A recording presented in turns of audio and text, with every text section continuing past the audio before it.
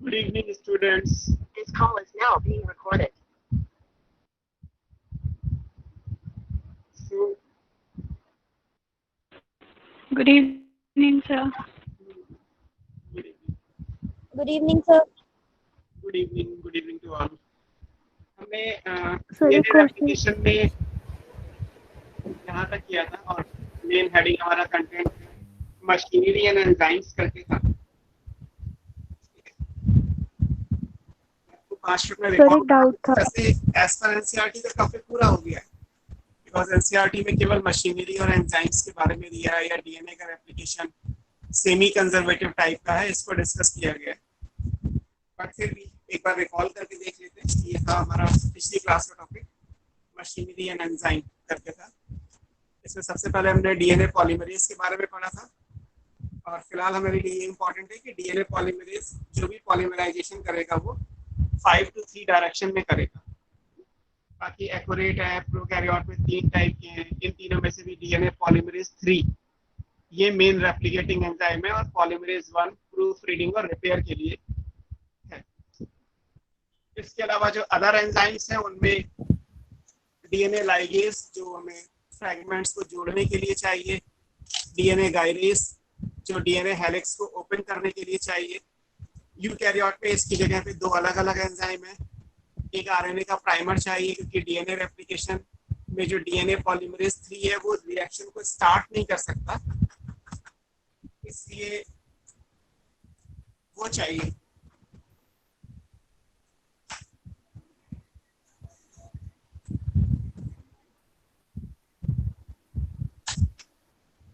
और फिर ये सिंगल स्टैंडर्ड बाइंडिंग प्रोटीन चाहिए, एसएसबी प्रोटीन। ये सिंगल स्टैंड से बाइंड करेंगे सो दैट हेलिक्स थोड़ी देर के लिए ओपन रहे। एक ओरिजिन ऑफ रेप्लिकेशन चाहिए जो पूरे प्रोकैरियोटिक जीनोम यानी प्रोकैरियोटिक डीएनए में एक ही जगह आएगा। सो प्रोकैरियोट में केवल 1 ओरिजिन ऑफ रेप्लिकेशन की साइट है, वायरस में भी, यूकैरियोट में मल्टीपल है।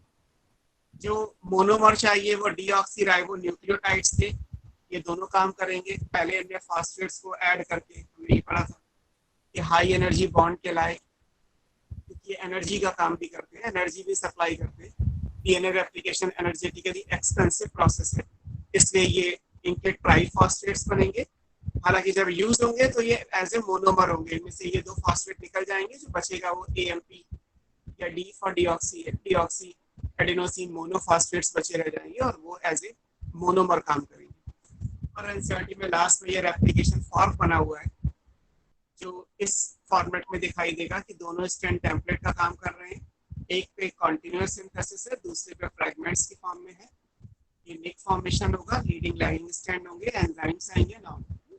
तो जो बेसिक रिक्वायरमेंट थी डीएनए रेप्लिकेशन के लिए वो सबको हमने स्टडी किया।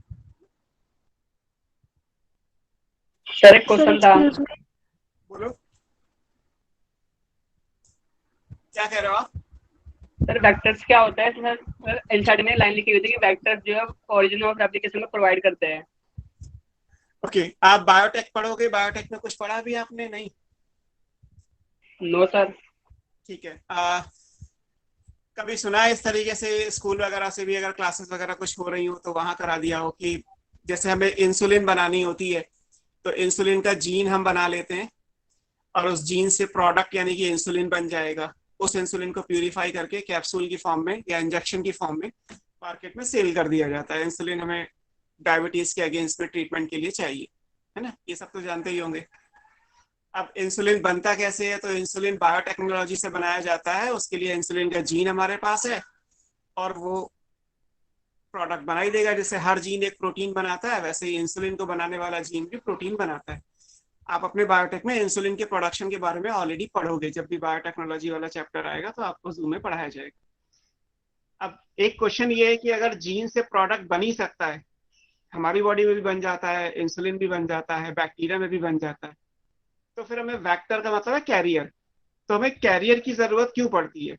अगर कोई भी जीन अपना एक्सप्रेस करके, जैसे आपने पिछले चैप्टर में भी पढ़ा कि 1 जीन 1 कैरेक्टर को गवर्न करती है, तो हमें फिर उसमें आर्टिफिशियल केस में जब हम करते हैं बायोटेक्नोलॉजी में, तो हमें जीन अगर एक्सप्रेशन खुद कर ही सकती है तो हमें वेक्टर की जरूरत क्यों है, हमें एक कैरियर क्यों चाहिए?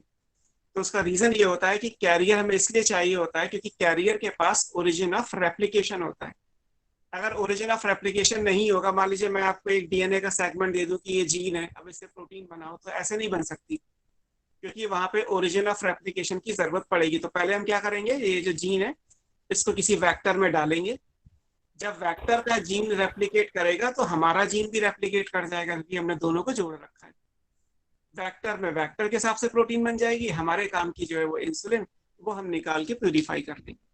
तो वेक्टर का मतलब है बायोटेक्नोलॉजी में एक कैरियर चाहिए होता है जो डिजायर्ड जीन के एक्सप्रेशन के लिए रिस्पॉन्सिबल है ना। देयर इज एन इंटरमीडिएट, कोई ना कोई कैरियर चाहिए, इंटरमीडिएट चाहिए जो कैरी करेगा उस चीज को। और इसलिए चाहिए क्योंकि वेक्टर के पास ओरिजिन ऑफ रेप्लिकेशन होता है, डिजायर्ड जीन में नहीं होता, इसलिए वो लाइन लिखी हुई सर सर रेप्लिकेशन। जो ओरिजिन ऑफ रेप्लिकेशन होता है वो तो मतलब जो जीन होगा वो तो उसके डीएनए पे, मतलब जो भी डीएनए पे वो प्रेजेंट है उसी पे तो होगा। हाँ उस पे होगा, लेकिन अब जो डिजायर्ड जीन है हमारा वाला, जिसे हम रेप्लिकेट कराना चाह रहे हैं, उसके पास तो नहीं होगा ना। जो हमारा आएगा उस पे नहीं होगा, जो वेक्टर है उसके पास होगा।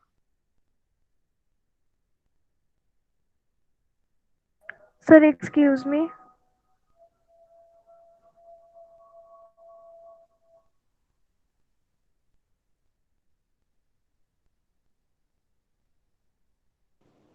सर नेट नहीं आ रहा क्या?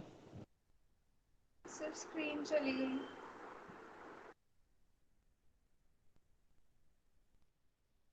सर आपकी स्क्रीन नहीं आ रही।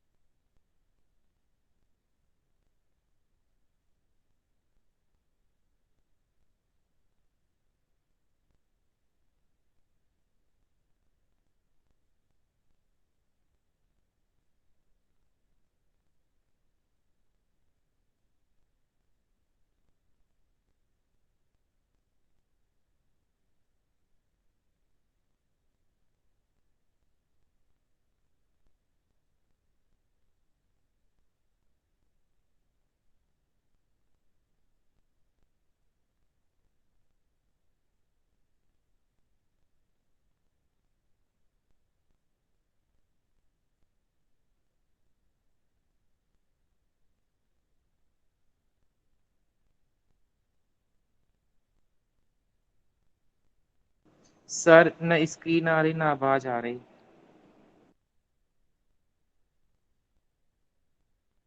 भाई सर ही नहीं है। वो डिस्कनेक्ट हुआ था।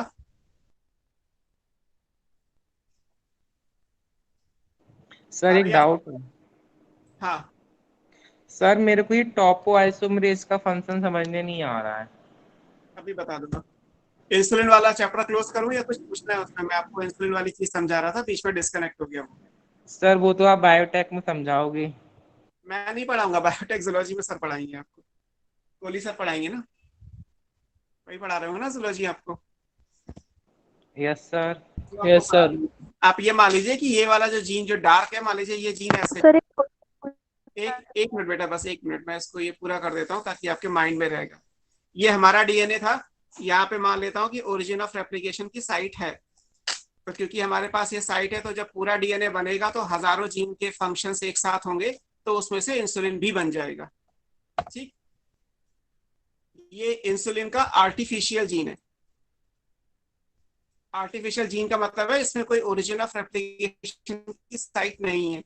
तो अगर आप ये सोचे कि हम इंसुलिन का जीन अपनी बॉडी में ले लें और हमारी बॉडी में इंसुलिन बन जाए, तो नहीं बनेगा। हमें क्या करना पड़ेगा, हमें एक बैक्टीरिया का डीएनए लेना पड़ेगा। ये बैक्टीरिया का डबल स्टैंडर्ड सर्कुलर डीएनए है। यहाँ पे बैक्टीरिया के हिसाब से ये ओरिजिन ऑफ रेप्लिकेशन की साइट है। हम यहाँ पे क्या करेंगे, इंसुलिन का जीन इंसर्ट कर देंगे, जोड़ देंगे।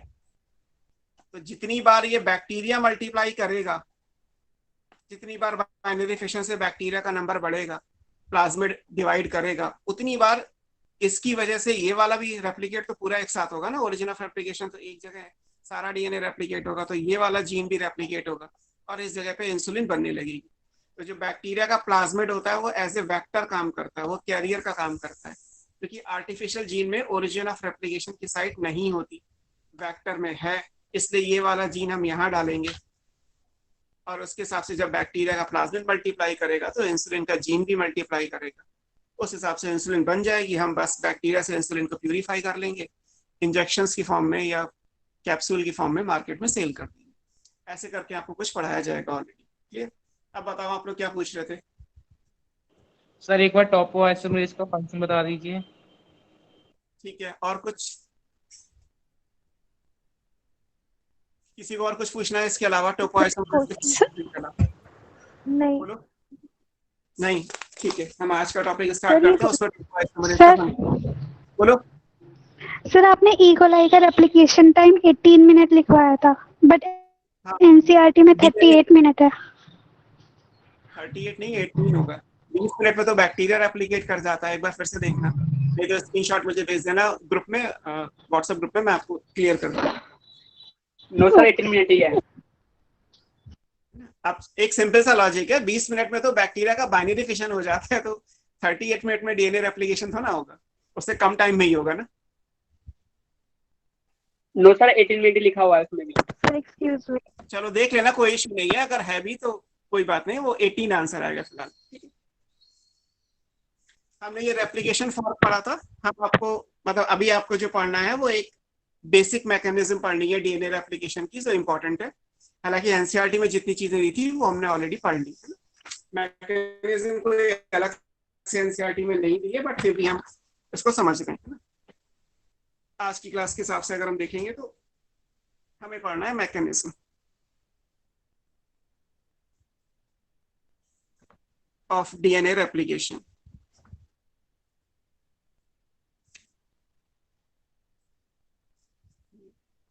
सर एक क्वेश्चन प्रेजेंट करके पूछना था।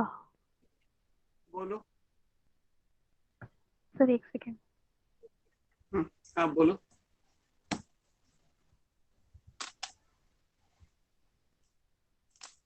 सर ये वाला क्वेश्चन समझ नहीं आ रहा था।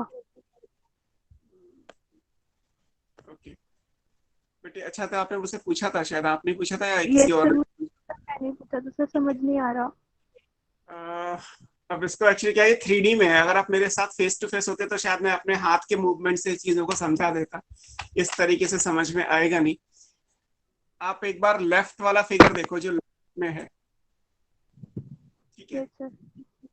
लेफ्ट वाले में देखोगे तो ऊपर से देखना शुरू करना है ना। जैसे फिगर ये बना हुआ है तो यहाँ से देखना है आपको, ठीक है। लेफ्ट में ऊपर वाले से आप देखोगे तो जो डॉटेड लाइन दिखाई गई, यहाँ पे 3 डॉट्स बने हुए आपको दिखाई दे रहे हैं, वो लाइन ऊपर है, मतलब ऐसे बना हुआ है। ये जैसे पेन है और ये ऐसे है, तो जो ब्लैक लाइन वाला सेक्शन है वो ऊपर है, ये, ठीक है। और उसके पीछे से एक और स्टैंड होगा, मतलब एक स्टैंड ये है जिसपे आपको डॉट्स दिखाई दे रहे हैं। तो ये वाला स्टैंड जो है वो घूम रहा है, ऐसे घूमते हुए दिखाई देगा अगर आपको मेरे हाथ का मूवमेंट दिखाई दे रहा हो तो, क्योंकि 3D डायग्राम है, उन्होंने प्रिंट तो कर दिया 2D में, पर ये इस तरीके से घूम रहा है। होता ये कि जब आप सामने से देखते हो तो जो ऊपर है वो आपको कॉइल होता हुआ दिखाई देगा। तो ऊपर वाला कॉइल होगा तो इस तरीके से कॉइल होगा। अब आप नीचे वाले को समझोगे तो नीचे वाला कॉइल ऐसे हो रहा होगा। तो क्योंकि हम डीएनए को यहाँ से देख रहे हैं, सामने फ्रंट व्यू से देख रहे हैं, तो ये राइट हैंडेड कॉइलिंग कहलाएगी। जो राइट साइड में फिगर बना है उसमें जो ब्लैक वाला पेन है वो नीचे है, ब्लू वाला पेन ऊपर है, ठीक है। अगर इस तरीके से इमेजिन करोगे तो ये लेफ्ट हैंडेड डीएनए बनेगा, है ना। मतलब जो फ्रंट पे आपको स्टैंड दिखाई दे रहा है जो ऊपर बना हुआ है, जैसे हम कभी भी 2D में बनाते हैं तो एक लाइन के ऊपर दूसरी लाइन बनाओगे तो जो ऊपर से लाइन दिखाई दे रही है उसको कंसिडर करते हैं क्लॉकवाइज मैनर में। तो ऊपर वाला स्टैंड अगर क्लॉकवाइज मैनर में है तो वो राइट हैंडेड कॉइलिंग हुई, जबकि राइट साइड में जो फिगर बना हुआ है उसमें जो नीचे वाला स्टैंडर्ड है वो ऊपर बना रखा है तो उसके हिसाब से फिर वो लेफ्ट हैंडेड कॉइलिंग होगी। और नहीं तो छोड़ दो, कोई इतना इंपॉर्टेंट क्वेश्चन नहीं है कि वो ऐसा ही क्वेश्चन एग्जाम में आएगा जिससे आपको वो चीजें समझनी है ना, क्योंकि वो 3D व्यू है इसलिए थोड़ा सा समझने में दिक्कत होगी। हमें डीएनए रेप्लिकेशन का फिगर पढ़ना है, मैं बना देता हूँ, आप उसी से आइडिया लगा लीजिएगा। ये डिटेल फिगर है, हालांकि वैसे ही बनेगा जैसा ऑलरेडी एनसीईआरटी में गिवन है रेप्लिकेशन फॉर के जैसा, बट ये एक ओपनिंग के हिसाब से जैसे हमने वाई शेप ये बनाया था ना, इसी फिगर को मैं अपने अकॉर्डिंग आपको समझा रहा हूँ कि एक्चुअली मैकेनिज्म में सबसे पहले क्या हुआ होगा। तो जब आप मैकेनिज्म पढ़ोगे तो मैकेनिज्म में मान लीजिए ये डीएनए था तो हम मान लेते हैं कि ये डबल स्टैंडर्ड है, हेलिकली कॉइल्ड है, तो इस तरीके से हेलिक्स बने होते, इस तरीके से होता है ना। अब जैसे आप ये पॉइंट मानिए कि यहाँ पे जो पॉइंट बना हुआ है ये स्टार क्या है, ये ओरी साइट है, मतलब ओरिजिन ऑफ रेप्लिकेशन, जहां से डीएनए खुलेगा। अगर ओरी साइट ये है तो डीएनए रेप्लिकेशन इस डायरेक्शन में प्रोसीड करेगा, मतलब डीएनए आगे ही खुलेगा ना, ये तो ऑलरेडी खुल चुका है तो इधर की तरफ ये खुलेगा, तो इस हिसाब से आएगा। अब इस ओरिक साइट पे जो एंजाइम आके बाइंड करेगा, है ना, क्योंकि ये ओरिजिन ऑफ रेप्लिकेशन की अगर साइट है तो इस साइट में निक भी क्रिएट करना है। निक क्रिएट करने का मतलब है यहाँ पे जो हाइड्रोजन बॉन्ड है वो तोड़ने हैं, और तोड़ने के बाद डीएनए को उल्टा घुमाना है। अगर डीएनए ऐसे कॉइल हो रखा है तो हमें ऐसे घुमाना है सो दैट उसके स्टैंड सीधे हो जाएं और थोड़ी देर के लिए वहां पे रेप्लिकेशन के पॉइंट ऑफ व्यू से वो जगह खाली हो जाए, जो मुड़ने की वजह से फोर्स लग रहा है वो फोर्स वहां से हट जाए। तो ये जो डॉटेड लाइन मैंने दिखाई गई है ये बेसिकली क्या है, ये एंजाइम है डीएनए गायरेज, क्योंकि हम प्रोकैरियोट का फिगर बना रहे हैं तो ये क्या है, डीएनए गायरेज हो गया, क्योंकि डीएनए गायरेज दोनों काम करता है। आपने लिखा है कि डीएनए गायरेज निक भी क्रिएट करता है और डीएनए को अनवाइंड भी करेगा। लेकिन अगर ये यूकैरियोट का होता तो यहाँ पे फंक्शन अलग अलग होते हैं। टोपोआइसोमरेज का काम है निक क्रिएट करना, कि ऑलरेडी जैसे कहीं पे कोई रस्सी बनी हुई है तो उस रस्सी में कहीं पे बीच में एक जगह बनाना, सो दैट कि मुझे उस जगह से आगे की तरफ रस्सी को खोलना है। तो टोपोआइसोमरेज का फंक्शन होता है निक क्रिएट करना, एक जगह बनाना, एक गैप क्रिएट करना, है ना, तो वो आएगा। और फिर हेलिकेज का काम क्या होगा, उल्टा घुमाना। अगर डीएनए ऐसे घुमा हुआ है तो डीएनए को ऐसे घुमा दो, मान लीजिए रस्सी इस डायरेक्शन में घुमी हुई है तो रस्सी को पकड़ के आप उल्टा घुमा दीजिए तो रस्सी जिस चीज से बनी हुई है वो खुल जाएगी, है ना, तो उस पॉइंट ऑफ व्यू से। लेकिन प्रोकैरियोट में ये दोनों काम एक ही करेगा, तो ये डीएनए गायरेज हो गया। अब इसके पास क्या होगा, यहाँ पे सिंगल स्टैंडर्ड प्रोटीन आके बाइंड कर जाएंगी, क्योंकि सिंगल स्टैंडर्ड बाइंडिंग प्रोटीन क्या करती हैं, वो हेलिक्स को डीस्टेबलाइज करती हैं, थोड़ी देर के लिए हेलिक्स को खुला रखेंगे। तो ये सब चीजें ये क्या है, these are SSB protein. Sir sequence wise पहले बोलो। सर हेलिकेज का काम, हेलिकेज का काम है हेलिक्स को उल्टा करना, अनवाइंड सर करना। हाँ। हेलिकेज का काम डीएनए गायरेज प्रोकैरियोट में कर रहा है। हेलिकेज और टोपोआइसोमरेज दोनों का काम प्रोकैरियोट में एक ही से हो जाएगा, दैट इज डीएनए गायरेज। अच्छा सर, तो डीएनए गायरेज ओनली प्रोकैरियोट में है, लेकिन यूकैरियोट में टोपोआइसोमरेज और डीएनए हेलिकेज है। हाँ, तो यही तो लिखा था, नहीं समझ में आया था उस दिन, देखो इसमें क्या समझना, लिखा तो है डीएनए गायरेज प्रोकैरियोट में ये दोनों काम है, यूकैरियोट में ये दोनों एंजाइम दोनों काम अलग अलग कर रहे हैं, काम तो यही लिखे हुए। ओके सर, समझ गया। अब अगर हम इनकी पोलैरिटी डिसाइड करेंगे तो हम मान लेते हैं कि ये 5 प्राइम है तो ये 3 प्राइम इधर जाएगा, ये इधर 3 प्राइम है तो ये इधर 5 प्राइम आएगा, है ना, खुल गया। मतलब डीएनए थोड़ी देर के लिए सिंगल स्टैंडर्ड फॉर्म में बना रहेगा। पर्पस इस सब का ये हुआ कि एक जगह डिसाइड करनी है जो पूरे यूकैरियोट पूरे प्रोकैरियोट में एक ही बार आएगी, ओरिजिन ऑफ रेप्लिकेशन साइट, जहां पे डीएनए गायरेज जाके निक भी क्रिएट करेगा और अनवाइंड भी करेगा। अगर यूकैरियोट होता तो मल्टीपल ओरिजिन ऑफ रेप्लिकेशन की साइट होती है और गायरेज की जगह टोपोआइसोमरेज और अनवाइंडेज ये काम अलग अलग करते। उसके बाद प्रोकैरियोट हो या यूकैरियोट हो, दोनों में ही सिंगल स्टैंडर्ड बाइंडिंग प्रोटीन है, ये दोनों आके जो है वो इस चीज को थोड़ी देर के लिए हेलिक्स को डीस्टेबलाइज कर देंगे, थोड़ी देर के लिए हेलिक्स को खोल देंगे, ये खुल के तैयार हो गया। अब काम क्या करना है, दोनों स्ट्रैंड टेम्पलेट का काम करते हैं, आपने पढ़ा ही है। एक जिसपे कॉन्टिन्यूअस सिंथेसिस होगी वो कहलाएगा लीडिंग स्ट्रैंड, और जिसपे डिसकॉन्टिन्यूअस होगी वो कहलाएगा लैगिंग स्ट्रैंड, है ना। अब जैसे मान लीजिए ये ब्लू लाइन है, ये पोलैरिटी क्या हुई 5:3, और डीएनए रेप्लिकेशन कैसे होता है 5:3 होता है, आपने पढ़ा ही हुआ है। तो अगर डीएनए रेप्लिकेशन 5:3 डायरेक्शन में होगा, और अगर हम यहां से बनाए कि ये 5 प्राइम है और ये 3 प्राइम है, 5:3 डायरेक्शन में डीएनए रेप्लिकेट होगा, तो इधर आसानी से हो जाएगा 5:3 एंटी पैरेलल आएंगे। अगर आप ऐसे बनाए तो ये भी 5:3 है, ये भी 5:3 है, तो पैरेलल हो जाएंगे। और डीएनए पैरेलल तो होते नहीं, डीएनए के दोनों स्ट्रैंड एंटी पैरेलल होते हैं। तो होगा क्या, यहाँ पे इस तरीके से सिंथेसिस होगी। तो ये हुआ 5 प्राइम और ये हुआ 3 प्राइम। डीएनए रेप्लिकेशन अकेला काम तो कर नहीं सकता, आपने पढ़ा था कि रिएक्शन को स्टार्ट करने के लिए आरएनए के प्राइमर की जरूरत पड़ेगी। तो ये आरएनए का प्राइमर आ गया, दिस इज आरएनए प्राइमर। इसका फंक्शन भी आपने पढ़ा था, जो प्राइमेज एंजाइम से बनेगा। और यहाँ पे जो एंजाइम ये काम करेगा कि प्राइमर थोड़ा सा बनेगा, उसके बाद ये खिंचता चला जाएगा। ये है डीएनए पॉलीमरेज 3, जो मेन रेप्लिकेटिंग एंजाइम पढ़ा था आपने। और DNA polymerase 3 5 prime to 3 prime में ही वर्क करता है, ये आपने पढ़ लिया। क्योंकि इस स्ट्रैंड पे डीएनए कंटिन्यू बनता जा रहा है, इधर खुलता जा रहा है तो ये आगे बढ़ता जाएगा ऐसे, है ना। ये खुलेगा तो ये ऐसे बन जाएगा भाई, ये और खुलेगा तो ये ऐसे बन जाएगा, तो ये लाइन आगे बढ़ती चली जाएगी। तो क्योंकि इस पे कॉन्टिन्यूअस सिंथेसिस हो रही है, तो ये क्या कहलाएगा, ये बन जाएगा लीडिंग स्ट्रैंड। आपने लीडिंग और लैगिंग पढ़े थे। लीडिंग स्ट्रैंड वो था जिसपे कॉन्टिन्यूअस सिंथेसिस होती है।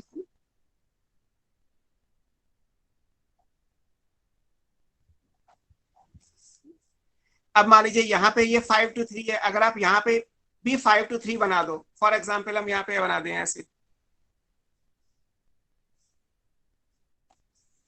तो ये पैरेलल हो जाएंगे। अब ये पैरेलल हो जाएंगे तो पैरेलल तो हो नहीं सकते, डीएनए तो एंटी पैरेलल होता है। तो यहाँ सिंथेसिस कैसे होगी, यहाँ इस तरीके से होगी, टुकड़ों में। और हर जगह इसको स्टार्ट करने के लिए क्या चाहिए, आरएनए का प्राइमर चाहिए एवरी टाइम।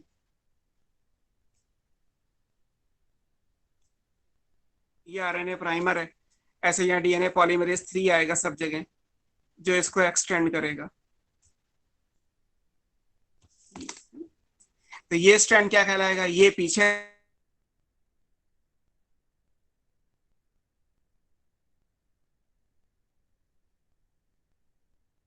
सर स्क्रीन नहीं आ रही।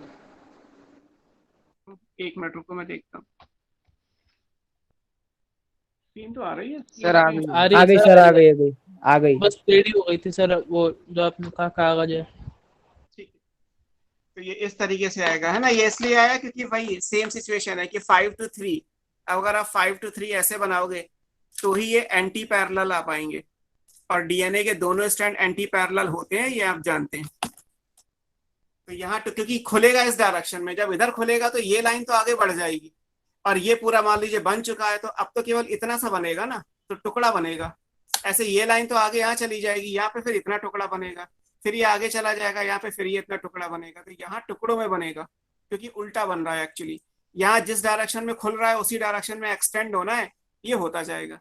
तो एक स्ट्रैंड पे तो डीएनए कॉन्टिन्यूअस बनेगा और एक पे टुकड़ों पे बनेगा। ये दोनों का डिफरेंस है, इसीलिए ये लीडिंग है और ये लैगिंग स्ट्रैंड।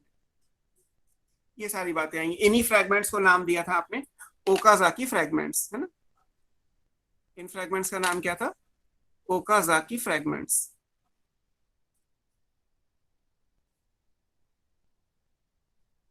सर हाँ, सर डीएनए प्राइमेज का काम क्या है तो यहाँ पर? डीएनए प्राइमेज नहीं है, पहली बात प्राइमेज है केवल, और वो आरएनए है ना, डीएनए नहीं है।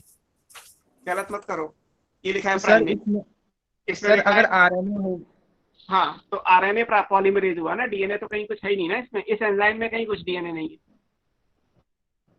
इस एंजाइम का काम क्या है, required for the synthesis of RNA primer. जो प्राइमर आप यहाँ बना रहे हो, ये ब्लैक जिगजैग सा, इसको बनाने के लिए जो एंजाइम चाहिए वो प्राइमेज है, ठीक है। और वो सर तो डीएनए यहाँ पर यूरेसिल भी तो हो सकता है, वो इस तो फिर अगर ये आरएनए है तो क्या हुआ, सर फिर तो यहाँ पर यूरेसिल भी आ सकता है अगर ये बिल्कुल। आरएनए है तो। बिल्कुल आएगा। जब ये सारा कुछ कंप्लीट हो जाएगा तो जब ये काट के अलग किया जाएगा, क्योंकि ये डीएनए का पार्ट नहीं है, इसे काट के अलग किया जाएगा। कौन करेगा? डीएनए पॉलीमरेज 1, जो आपने लिखा था प्रूफ रीडिंग और रिपेयर एंजाइम। तो जब वो इसको काट के अलग कर देगा तो फिर इधर एक्सटेंड कर लिया जाएगा। इधर कौन करेगा? डीएनए पॉलीमरेज 1 करेगा। 3 नहीं कर सकता, इधर 1 कर सकता है इधर, है ना। तो डीएनए पॉलीमरेज 1 इसको जो है वो पूरा करेगा। मान लीजिए ये आरएनए प्राइमर 6 से 10 न्यूक्लियोटाइड का होता है, तो उसमें जो भी गलती है या इसको काटना है, राइट न्यूक्लियोटाइड को लाना है, तो वो सारा काम डीएनए पॉलीमरेज 1 करेगा। वो लास्ट में एक बार होगा। सर हमें रेप्लिकेशन स्टार्ट करने के लिए प्राइमर की जरूरत होती है, आरएनए प्राइमर की। हाँ, डीएनए पॉलीमरेज 3 एक्चुअली इनिशिएट नहीं कर सकता, है ना। जैसे किसी को धक्का मारा जाता है कि भाई पहले पढ़ाना शुरू करना पड़ेगा, उसके आधे घंटे बाद वो आराम से पढ़ना शुरू कर देगा। और कुछ लोग एट ए टाइम कभी भी बुक खोलेंगे और पढ़ना शुरू कर देंगे, है ना। तो कहते हैं कि मूड बनाने के लिए भी कुछ टाइम चाहिए, तो फिर वो टाइम आप एक्स्ट्रा लेके आओगे। तो ऐसे यहाँ भी है कि मतलब इसकी प्रॉपर केमिस्ट्री है कि ऐसा क्यों है कि डीएनए पॉलीमरेज 3 0 से स्टार्ट नहीं हो सकता। फॉर एग्जाम्पल वो 7 से स्टार्ट हो सकता है। तो शुरू के 6 न्यूक्लियोटाइड जो सामने आएंगे वो आरएनए प्राइमर लेके आएगा।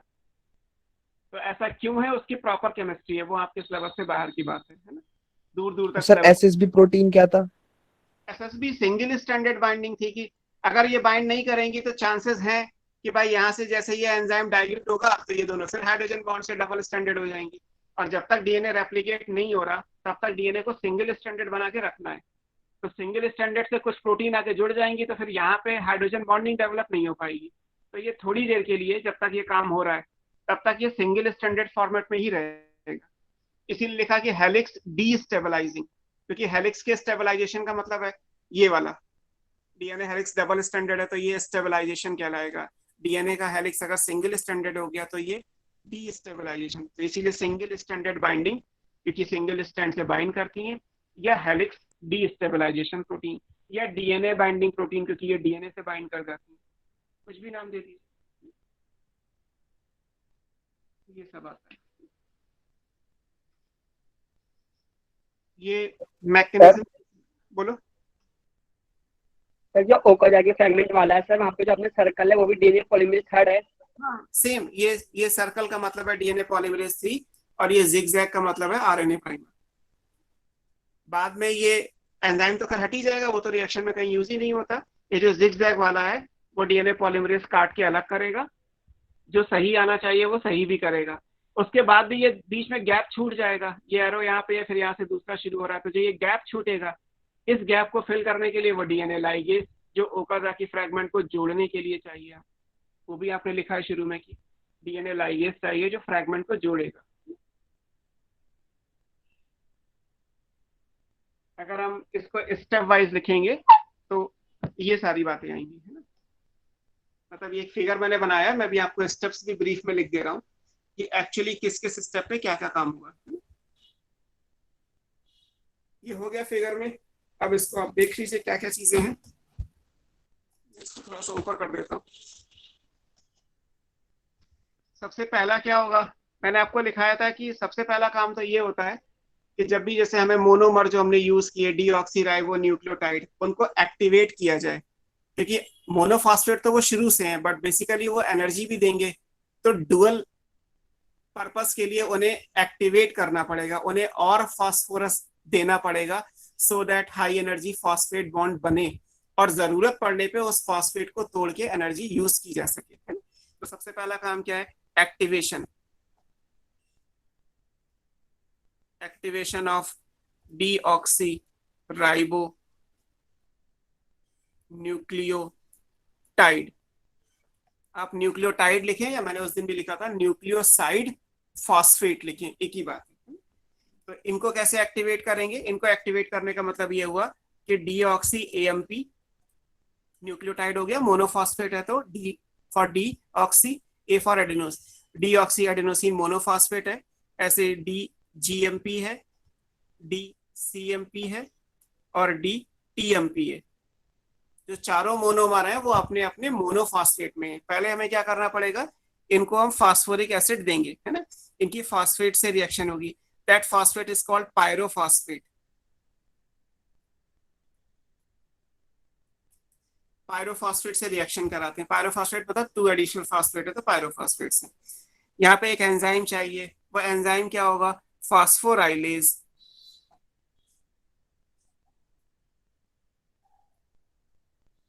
और इस एंजाइम की प्रेजेंस में अब बन क्या गए, अब इन सबके ट्राईफॉस्फेट्स बन गए।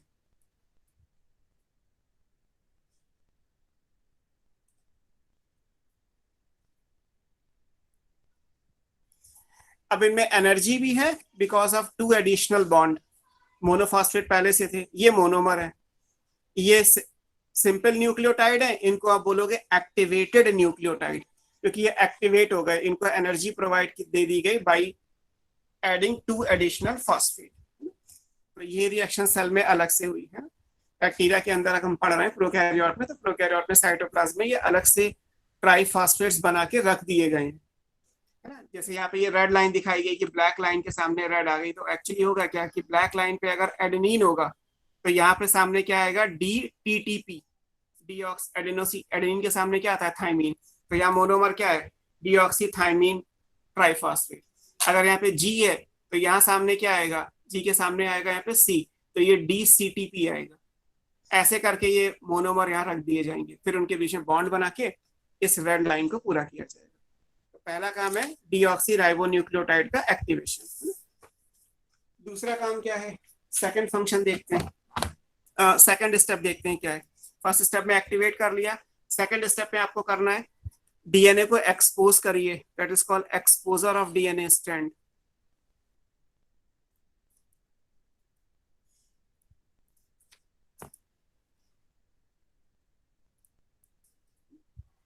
एक्सपोजर ऑफ डीएनए स्ट्रैंड का मतलब क्या है, सीरीज में सबसे पहले हमें क्या चाहिए, ओरिजिन ऑफ रेप्लिकेशन। मैं ब्रीफ में लिख रहा हूं क्योंकि आपको ऑब्जेक्टिव क्वेश्चन सॉल्व करने हैं बस। ओरिजिन ऑफ रेप्लिकेशन की साइट चाहिए हमें, जहां से रेप्लिकेशन स्टार्ट होगा, फ्रॉम वेयर रेप्लिकेशन स्टार्ट, ये आप पहले भी लिख चुके हैं।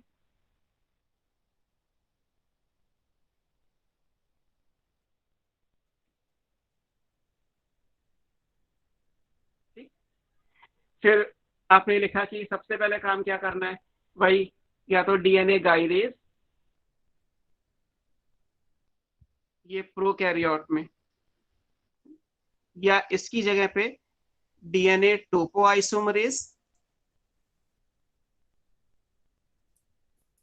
एंड डीएनए अनवाइंडेज या हेलिकेज, ये यूकैरियोट्स में ये आएंगे सीरीज में। जैसे मैंने फिगर में भी बनाया कि सबसे पहले ये ओरिजिन ऑफ रेप्लिकेशन की साइट है, और फिर यहाँ पे एक एंजाइम प्रोकैरियोट में या 2 एंजाइम, तो ये डॉटेड लाइन पूरी होगी, है ना।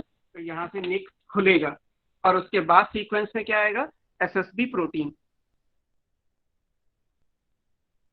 कभी जैसे सीक्वेंस भी आते हैं कि डीएनए रेप्लिकेशन का पहला स्टेप क्या है, या डीएनए रेप्लिकेशन का फाउंडेशन स्टेप क्या है, ऐसे क्वेश्चंस भी आपको मिल जाएंगे जब आप डिटेल वाले क्वेश्चंस करोगे।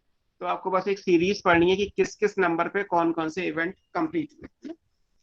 ये होने के बाद एक्चुअली ये वाला फिगर बनेगा कि हम डीएनए के स्ट्रैंड को एक्सपोज कर चुके हैं, निक क्रिएट हो गई, डीएनए अनवाइंड हो गया ओरिजिन ऑफ रेप्लिकेशन की साइड से, सिंगल स्ट्रैंडेड बाइंडिंग प्रोटीन भी आके हो गई। अब क्या करना है, फिर हमें चाहिए आरएनए प्राइमर, क्योंकि पॉलीमरेज 3 रिएक्शन को स्टार्ट नहीं कर सकता। तो थर्ड स्टेप पे रिक्वायरमेंट क्या आएगी, एक आरएनए प्राइमर चाहिए।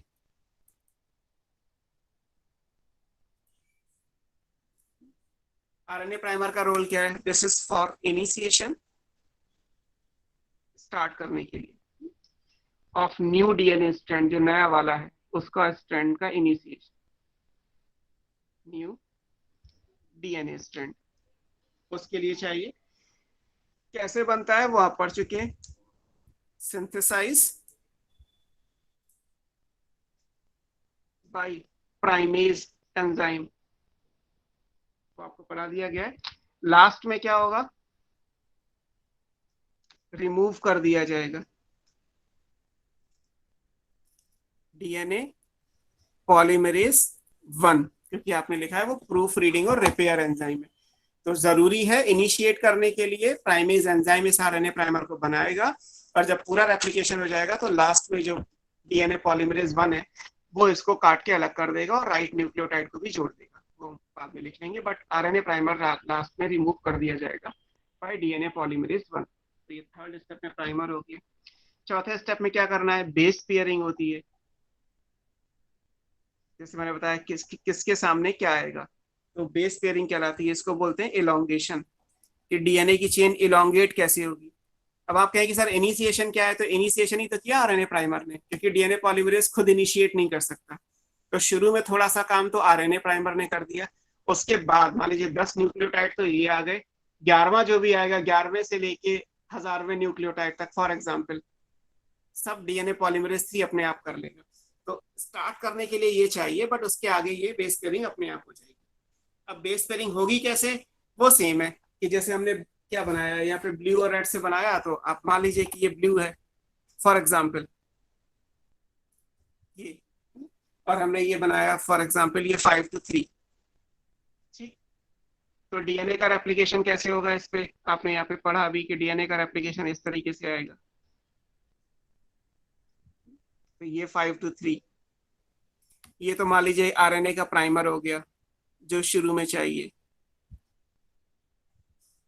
तो ये इनिशिएट तो ऑलरेडी रिएक्शन हो चुकी है।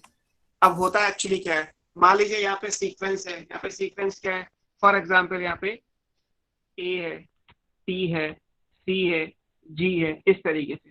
तो एक्चुअली ए के सामने यहाँ पे क्या आएगा, ए के सामने यहाँ पे आएगा डी टीटीपी, डीऑक्सीथाइमीन ट्राइफॉस्फेट। यहाँ पे टी के सामने क्या आएगा, डी एटीपी। यहाँ पे क्या आएगा, डी जीटीपी। और यहाँ पे क्या आएगा, डी सीटीपी। और ये कहाँ से है, ये अभी आपने मोनोमर बनाए, जहाँ से शुरुआत की कि हम ट्राइफॉस्फेट्स वाले जो है वो पहले से बनाएंगे।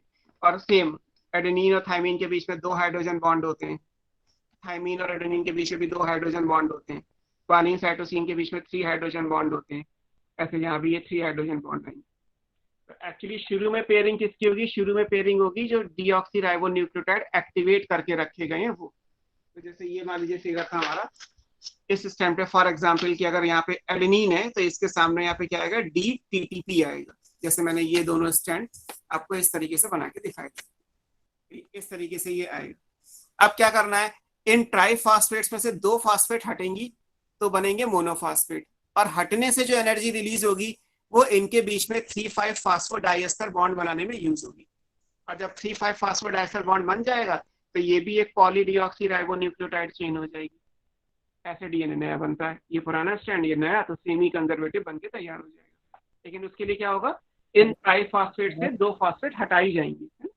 एनर्जी देनी थी इसलिए लगाए गए, अब हमें चाहिए मोनोफॉस्फेट तो हटा दिए जाएंगे। सर आपने ऊपर सिंथेसिस ऑफ प्राइमेज को लिखा है, प्राइमर लिखना चाहिए ना, प्राइमेज तो एक एंजाइम है। सिंथेसाइज बाई प्राइमेज लिखा है ना, प्राइमेज एंजाइम बनाएगा। क्या डाउट है, आरएनए प्राइमर के बागे लिखा है। ओके सर, समझ गया। RNA primers primase enzyme synthesise करेगा। कुछ गलत लिखा है? नो सर, ठीक है, आपने सही लिखा है।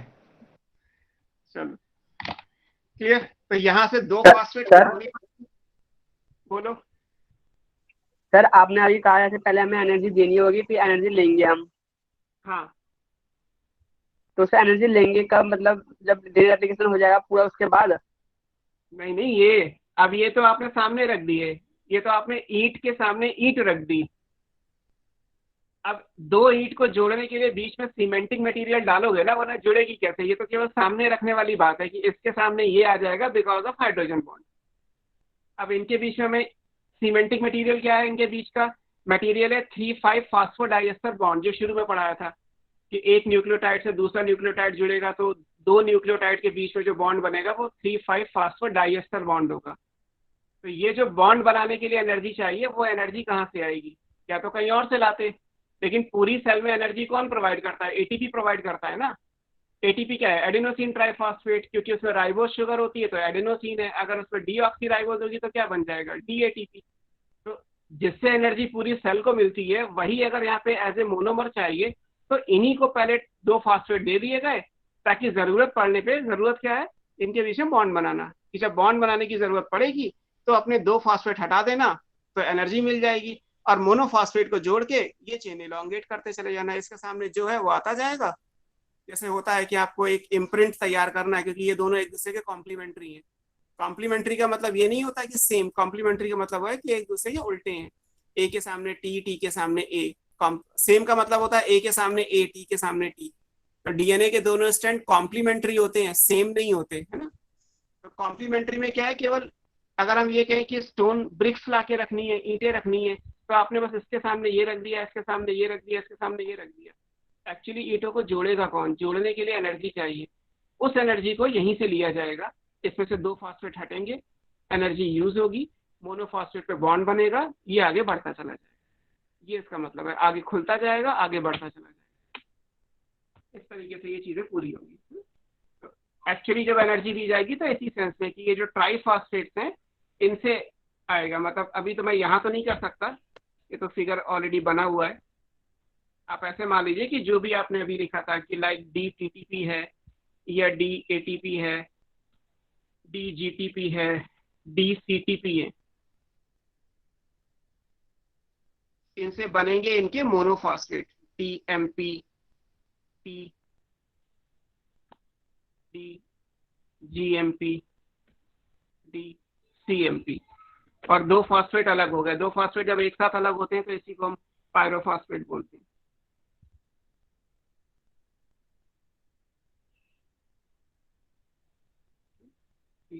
यहाँ पे एंजाइम आ जाएगा पायरोफॉस्फेटेज।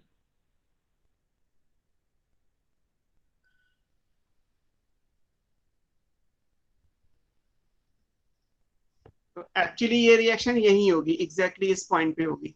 तो अब जहां पे मान लीजिए यहाँ पे टी लिखा हुआ है, इसकी जगह मान लीजिए यहाँ पे एम है, और अब ये दोनों बॉन्ड बना सकते हैं, 3,5 फास्फोडाइएस्टर बॉन्ड बनाएंगे, और जो एनर्जी है वो एनर्जी यहाँ से आती है।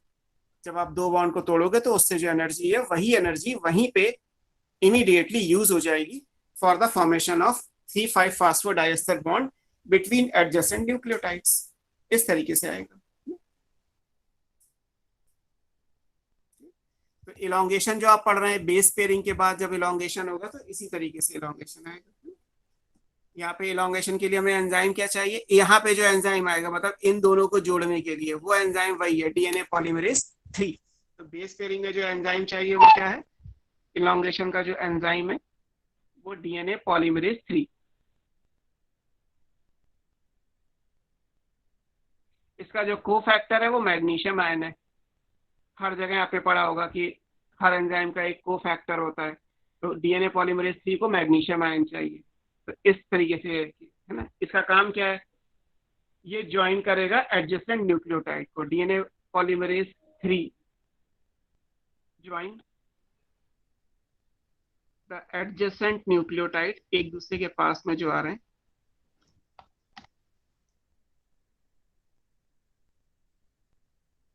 कैसे? By 3,5 phosphodiester bond. 2 के बीच में 3,5 फास्फो डाइएस्टर बॉन्ड बनेगा और ये जुड़ते चले जाएंगे।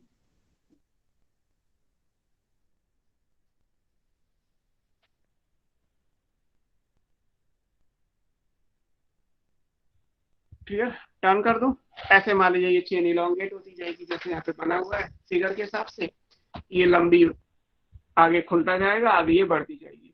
यहाँ पे ये टुकड़ों में खुलेगा तो टुकड़ों में बनेगी, है ना। मतलब ये तो बन गई मान लीजिए।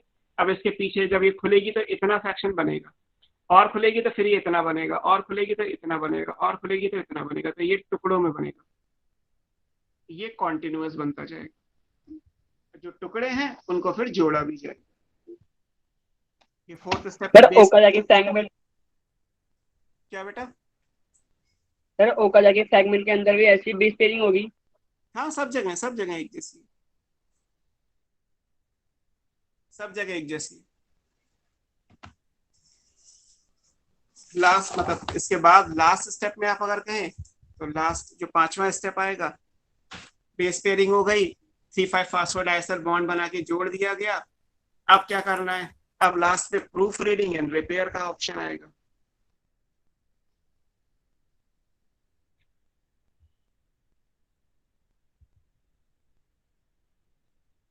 प्रूफ रीडिंग एंड रिपेयर का मतलब ये है कि इसमें क्या क्या चीजें इंपॉर्टेंट है।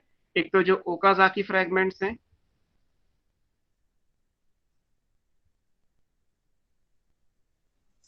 these are joined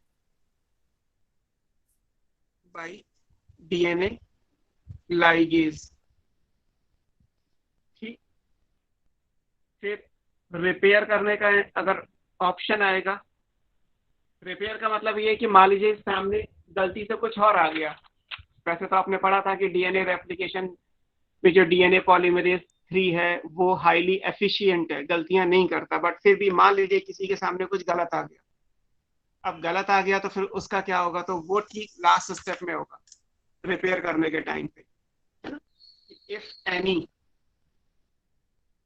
copy error कहते हैं, कॉपी करने में कोई गलती हुई, if any copy error exist, तो होगा क्या, देन इट इज करेक्टेड या रिपेयर्ड बाय डीएनए पॉलीमरेज 1। कि 1 जो है वो प्रूफ रीडिंग एंड रिपेयर का है ना। आरएनए प्राइमर को किसने हटाया, वो भी लास्ट में ही है। RNA primer they also will be removed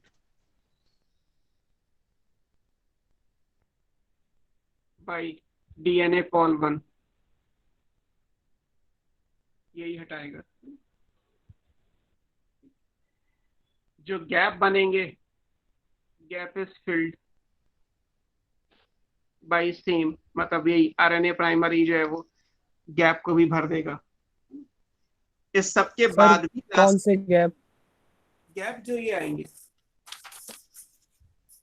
जैसे ये बहुत बड़ा गैप है, तो इस गैप में बिल्कुल इसके सामने मान लीजिए यहाँ पे 4 न्यूक्लियोटाइड का गैप है, तो इसके सामने यहाँ पे जो भी आएगा वो भी डीएनए पॉलीमरेज 1 लेके आएगा, लेकिन वो जोड़ेगा नहीं, जोड़ने का काम लाइगेज ही करेगा, है ना। जैसे मान लीजिए किसी ने ये कि भाई एक बड़ी सी दीवार के सामने एक दीवार बनानी थी, तो 4 मजदूर खड़े कर दिए, 4 मजदूर ने आमने सामने जो आना था वो काम कर दिया। अब बीच में जो गैप आ गया है वो कौन करेगा, तो वो लास्ट में आके एक बंदा आएगा, वो लास्ट में वो करके जाएगा। लेकिन जोड़ने के लिए तो आपको सीमेंटिक मटेरियल ही चाहिए, जोड़ने के लिए जो ईंटें सामने रख रहा है वो तो काम नहीं करेगा, तो वो कोई और ही करेगा। तो जोड़ने का काम हमेशा लाइगेज करेगा। गैप फिल करना है, करेक्ट करना है, गलती हो गई तो उसके काट के अलग करना और सही वाले को लाके जोड़ना, ये सारा काम डीएनए पॉलीमरेज 1 ही करता है। तो इसलिए लिखा है कि गैप भी जो है वो यही एंजाइम पूरा कर देगा। और ये सब होने के बाद भी, जैसे होता है फिनिशिंग देना, उसके बाद भी एक फाइनल प्रूफ रीडिंग होती है, स्पेल चेकिंग। जैसे होता है कि आप कोई फाइल बनाते हो, टाइपिंग में कोई गलती नहीं हुई, फिर भी लास्ट में स्पेल चेकर चला ही लेते हैं कि देख लेते हैं कि कोई स्पेलिंग मिस्टेक तो नहीं हुई। तो एक फाइनल प्रूफ रीडिंग लास्ट में फिर होगी एट लास्ट, तब कहीं जाके ये। अगर मान लीजिए इस सब के बाद भी कोई गलती रह गई कि डीएनए रेप्लिकेशन भी एफिशिएंट है, पॉलीमरेज 3 भी अपना काम अच्छे से कर रहा है, उससे कोई गलती हो गई तो उसके लिए नेचर ने डीएनए पॉलीमरेज 1 दे रखा है, मान लीजिए उससे भी कोई गलती हो गई तो फिर तो म्यूटेशन होगा। क्योंकि अगर आपने पढ़ा है कि पॉइंट म्यूटेशन, आपको मैंने पिछले चैप्टर में पढ़ा दिया था कि अगर सामने कोई और मिसप्लेस आ गया, जैसे आपने पढ़ा कि मान लीजिए ग्लूटामिक एसिड की जगह वैलिन हो गया, सिकल सेल एनीमिया पढ़ाया था, तो एक ही न्यूक्लियोटाइड का तो चेंज हुआ था, जीएजी की जगह जीयूजी हो गया, गलती से। गलती ही है कि ऑलरेडी गलती हो गई है तो उसको सुधारने के लिए नेचर ने बहुत कुछ दे रखा है हमें, बट फिर भी अगर कोई गलती हो गई तो क्या होगा, फिर तो म्यूटेशन होगा। म्यूटेशन पे तो अभी नहीं जा रहे, वो पहले पढ़ चुके हैं, बट ये है कि ये सारी चीजें होंगी। सेल में ऑलरेडी डीऑक्सी राइबो न्यूक्लियोटाइड्स को एक्टिवेट करके पहले से रख दिया गया, ये अलग से तैयारी करके रख ली गई। अब हमें क्या करना है, डीएनए को एक्सपोज करना है, मतलब डीएनए के दोनों स्ट्रैंड्स को खोलना है। तो सबसे पहले क्या किया गया कि डीएनए के स्ट्रैंड को खोला गया। कहाँ से खोलेंगे, ओरिजिन ऑफ रेप्लिकेशन से। उसके बाद कौन खोलेगा, ये एंजाइम्स खोलेंगे। उस खुले हुए स्ट्रक्चर को थोड़ी देर के लिए वैसा ही रखना हो, ये कौन करेगा, एसएसबी प्रोटीन इसमें हेल्प कर देंगे। अब काम शुरू करना है, काम शुरू करना अपने आप नहीं हो सकता, तो एक प्राइमर चाहिए। जब ये प्राइमर हो जाएगा उसके बाद काम हम आगे बढ़ा सकते हैं, वो इस तरीके से होगा।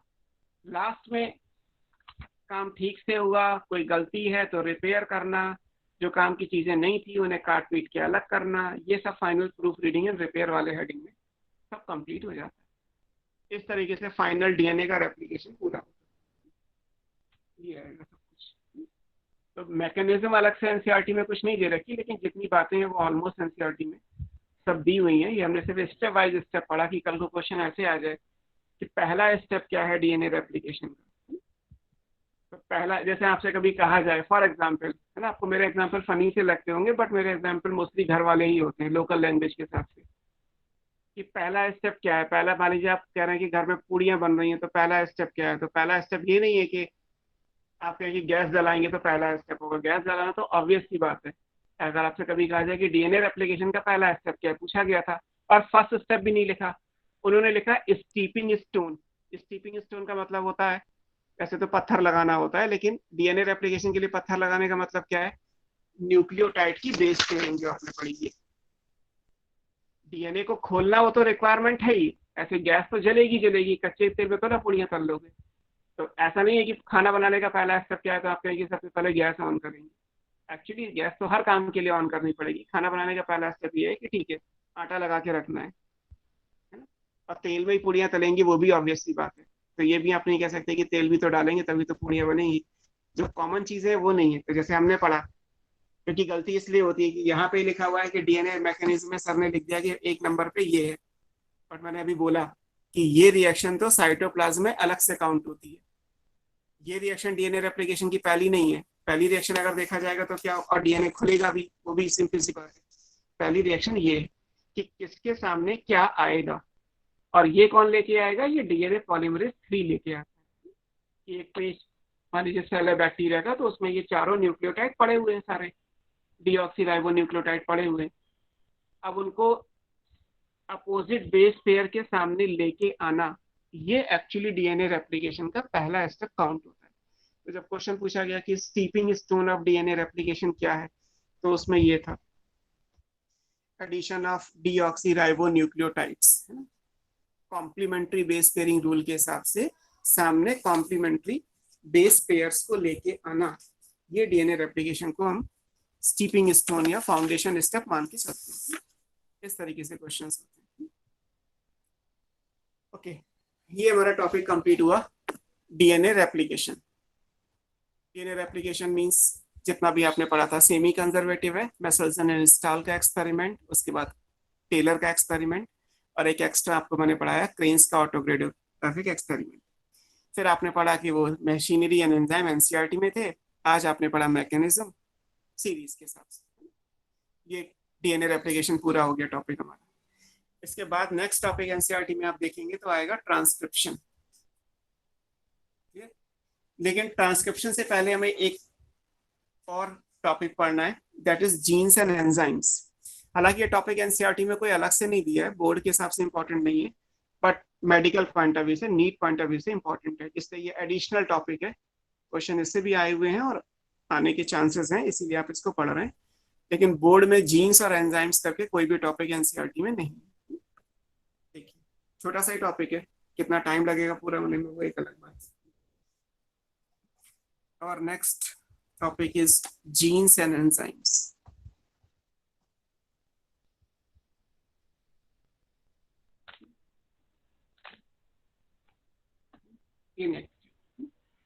अब हम इसको क्यों पढ़ रहे हैं, जीन आप जानते हैं, पिछले चैप्टर में जो आपने पढ़ा, जीन का मतलब था पेयर ऑफ यूनिट फैक्टर, और एंजाइम प्रोटीन के बने होते हैं, और वहां लिखा था कि गवर्न्स वन कैरेक्टर या फिनोटाइप, और फिनोटाइप मैंने बताया है कई बार कि फिनोटाइप जो भी बॉडी में होता है वो प्रोटीन की वजह से होता है। मतलब जो जेनेटिक्स के फर्स्ट चैप्टर में आपने पढ़ा कि one pair of unit factor governs one character, उसी कॉन्सेप्ट को अगर आप मॉलिक्यूलर बायोलॉजी के हिसाब से पढ़ोगे तो पेयर ऑफ यूनिट फैक्टर को जीन बोला जाता है, और कैरेक्टर के एक्सप्रेशन में जो बायोमॉलिक्यूल इन्वॉल्व है वो प्रोटीन है। और हम जानते हैं कि प्रोटीन्स का सबसे अच्छा एग्जाम्पल क्या है, enzymes. All enzymes are protein except one, जो आगे आएगा इसी चैप्टर में, वो आरएनए का बना हुआ है, बाकी सारे एंजाइम्स प्रोटीन के बने होते हैं। तो इसलिए जीन्स एंड प्रोटीन की जगह एक टॉपिक दिया गया genes and enzymes. Gene basically protein बनाते हैं या जीन एंजाइम बनाते हैं, enzyme are a kind of protein. तो इस बात को हम कैसे समझेंगे या इसमें क्या चीज इंपॉर्टेंट है। एक एग्जाम्पल आपको पिछले चैप्टर में पढ़ाया था जहाँ पे आपने फिनाइल कीटोन्यूरिया, एल कैप्टोन्यूरिया और एल्बिनिज्म पढ़ा था, और वहाँ पे एक नाम था ए गैरॉड, एल्फर्ड गैरॉड का नाम था, जिनको हमने लिखा था इनबॉर्न एरर ऑफ मेटाबॉलिज्म। उन्होंने जो पहला मेटाबॉलिक डिसऑर्डर डिस्कवर किया था दैट वाज फिनाइल कीटोन्यूरिया। तो आपने पढ़ा था कि फिनाइलएलीन और tyrosinase and tyrosine 2 amino acid है जिनकी मेटाबॉलिज्म से ये तीनों डिजीज होती है। ये ऑटोसोमल रिसेसिव डिसऑर्डर में आपने पढ़ी होगी। तो इम्पॉर्टेंट यहाँ पे ये है कि ऑलरेडी ए गैरॉड ने ये सजेस्ट तो कर दिया था कि जीन्स जो है वो एंजाइम्स के थ्रू ऑपरेट होती हैं। अगर जैसे हमारी बॉडी में कहा जाए कि जीन्स ऑपरेट कैसे होती हैं, जीन्स कैसे काम करती हैं, तो कैसे पता चलेगा जीन काम कर रही है? तो बॉडी में जितने भी एंजाइम्स हैं, all enzymes are protein except one. अगर हम वन वाला छोड़ भी दें तो फॉर एग्जाम्पल अभी यही मान लेते हैं कि ऑल एंजाइम्स आर प्रोटीन, तो हमारी बॉडी में सारे एंजाइम बन रहे हैं, इसका मतलब ये हुआ कि हमारी बॉडी में सारी जीन्स काम कर रही है। तो ए गैरॉड ने बहुत पहले ही ये सजेस्ट कर दिया था कि genes operates through enzyme production because enzymes are protein. लेकिन इसका जो एक्सपेरिमेंटल वेरिफिकेशन था, इसको प्रूव करने का काम जो है वो कई सालों के बाद बीडल एंड टैटम ने किया, जो आपको यहाँ पे टॉपिक पढ़ना है। पहले हम रेफरेंस में फर्स्ट लाइन लिख रहे हैं जो ऑलरेडी नोन है, और वो लाइन ये है ए गैरॉड, जो आपने पिछले चैप्टर में पढ़ा हुआ है। एल्फर्ड गैरॉड का नाम है, 1909। इन्होंने एक्चुअली क्या दिया था, इनबॉर्न एरर ऑफ मेटाबॉलिज्म। ये वर्ड भी आपने पढ़ा है फॉर फिनाइल कीटोन्यूरिया। बेसिकली ही वाज द फर्स्ट पर्सन, किस चीज के लिए, टू हिंट या to suggest that genes operate through enzyme.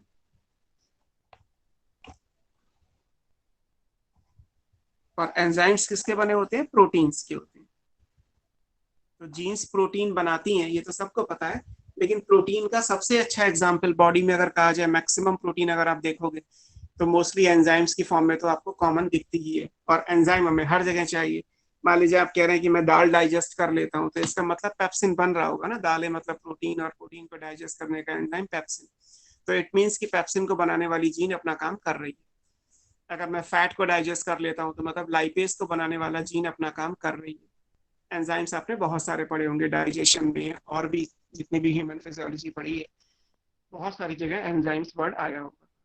तो ए गैरॉड ने इस चीज को ऑलरेडी बहुत पहले हिंट में दे दिया था कि जीन्स, जैसे यहाँ पे था, मान लीजिए यहाँ से एक एग्जाम्पल लिया जाए फिनाइल कीटोन्यूरिया, तो आपने पढ़ा था कि फिनाइल कीटोन्यूरिया को टायरोसिन अमाइनो एसिड में चेंज करने के लिए एक एंजाइम चाहिए, दैट इज फिनाइल एलिलीन हाइड्रोक्सिलेज।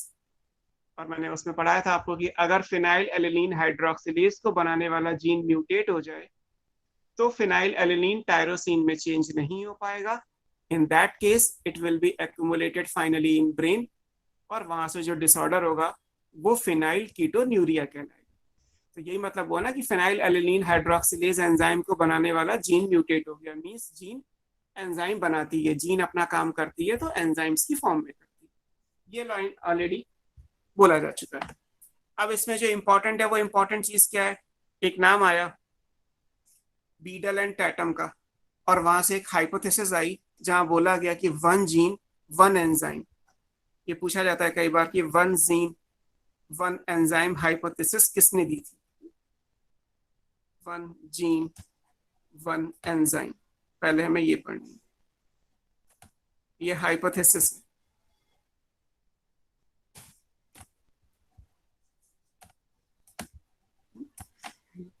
ये दी थी बीडल एंड टैटम ने।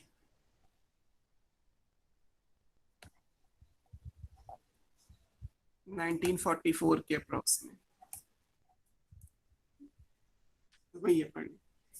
अब इस हाइपोथेसिस में क्या कहा गया था, इस हाइपोथेसिस में ये कहा गया, पहली बात कि इन्होंने काम किस पे किया, जैसे ये तो यही क्वेश्चन है कि one gene one enzyme hypothesis किसने दी, तो आंसर हो जाएगा बीडल एंड टैटम। ठीक है, अब इस हाइपोथेसिस में क्या क्या बातें कही गई थी, इसमें इन्होंने काम किस पे किया था, while working on Neurospora. Neurospora याद है किसी को, पढ़ा है कहीं? Species crassa, yes sir. कहाँ पढ़ा है? न्यूरोस्पोरा क्या है? बैक्टीरिया है, फंगी है, प्रोटिस्टा है, मोनेरा है? Sir fungi. Sir fungi. Fungi में किस क्लास की फंगी है? Phycomycetes, Ascomycetes, Basidiomycetes, Deuteromycetes? Basidiomycetes. Basidiomycetes. गलत हो गया, एक और चांस बताओ। बेसिडियो आंसर नहीं है, एस्कोमाइसिटीज। एस्कोमाइसिटीज में, ठीक है। और कॉमन नेम में क्या कहते हैं बताओ, कोई कॉमन नेम पढ़ा है इसका? इसको कॉमन में क्या कहते हैं, कलर के हिसाब से जानते हैं? This is black mould, pink mould, green mould. Pink mould. Pink mould कहते हैं ना, इसका निकनेम क्या है? पिंक कलर की कॉलोनी बनती है, पिंक मोल्ड कहलाती है। या इसको ड्रोसोफिला ऑफ प्लांट किंगडम कहते हैं। जैसे ड्रोसोफिला एनिमल जेनेटिक्स में यूज हुआ, उसी तरीके से प्लांट किंगडम, अभी तो किंगडम फंगी है, लेकिन ये बात पहले भी आपको कई बार शायद सर में पढ़ाई होगी 11th में, कि fungi as a fifth kingdom R H. Whittaker के अकॉर्डिंग है, लेकिन उससे पहले फंगी जब किंगडम नहीं था तब फंगी की पोजीशन प्लांट किंगडम थी, तो इसीलिए उस टाइम पे से ड्रोसोफिला ऑफ प्लांट किंगडम बोलते थे। जो एनिमल किंगडम में ड्रोसोफिला की पोजीशन है, वही प्लांट किंगडम में न्यूरोस्पोरा की है। इसी पे मियोसिस की जो स्टेजेस आपको पढ़ाई जाती हैं उनको स्टडी किया गया, इसी को इस काम के लिए मॉलिक्यूलर बायोलॉजी में यूज किया गया, तो इसीलिए इसको निकनेम में ड्रोसोफिला ऑफ प्लांट किंगडम बोला। तो एक्चुअली बीटल एंड टेटम इस फंगी पे अपना काम कर रहे थे। इस फंगी पे काम करते हुए उन्होंने जो है वो ये हाइपोथेसिस दी, जिसे हम one gene one enzyme hypothesis बोलते हैं। अब इस हाइपोथेसिस में क्या क्या है चीजें वो देखिए।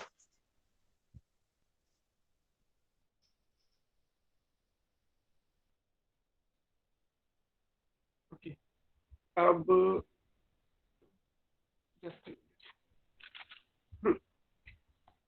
फंगी को हम ग्रो करेंगे, जैसे बैक्टीरिया को ग्रो करते हैं तो कल्चर मीडियम में फंगी को भी ग्रो करते हैं। मान लीजिए ये कल्चर प्लेट है फॉर एग्जांपल, इसमें आपने न्यूरोस्पोरा को ग्रो किया, ये मान लीजिए न्यूरोस्पोरा की कॉलोनी है। इसे जो ओरिजिनल होता है, मैंने आपको पढ़ाया है, इसे क्या बोलते हैं? Wild type Neurospora. ठीक है, ऐसा है, वाइल्ड टाइप है। वाइल्ड टाइप का मतलब नॉर्मल, जो नेचर में एग्जिस्ट करता है। ये किस पे ग्रो कर रहा है? This grow on culture medium. Culture medium में वो सारी चीजें होती हैं जो किसी भी माइक्रोब को ग्रो करने के लिए चाहिए।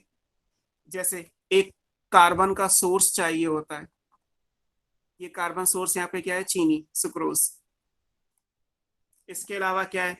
सारे मिनरल्स चाहिए, जैसे आपने पढ़े हैं मिनरल या सॉल्ट्स चाहिए, आपने 17 माइक्रो और मैक्रो न्यूट्रिएंट मिला के पढ़े हैं मिनरल न्यूट्रिशन में, तो वो सारे सॉल्ट होंगे एप्रोप्रिएट क्वांटिटी में।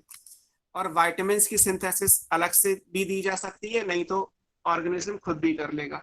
फिलहाल इसमें बायोटिन ऐड किया गया है। बायोटिन के एक को फैक्टर का काम करता है, को फैक्टर भी आपने बायोमॉलिक्यूल्स में पढ़ा। तो कल्चर मीडिया का मतलब है, एक नॉर्मल कल्चर मीडियम का मतलब है जिसमें एक कार्बन सोर्स हो, सारे मिनरल्स एप्रोप्रिएट क्वांटिटी में हो, और उसके अलावा कोएंजाइम्स या को फैक्टर भी प्रेजेंट हो, जैसे यह बायोटिन है।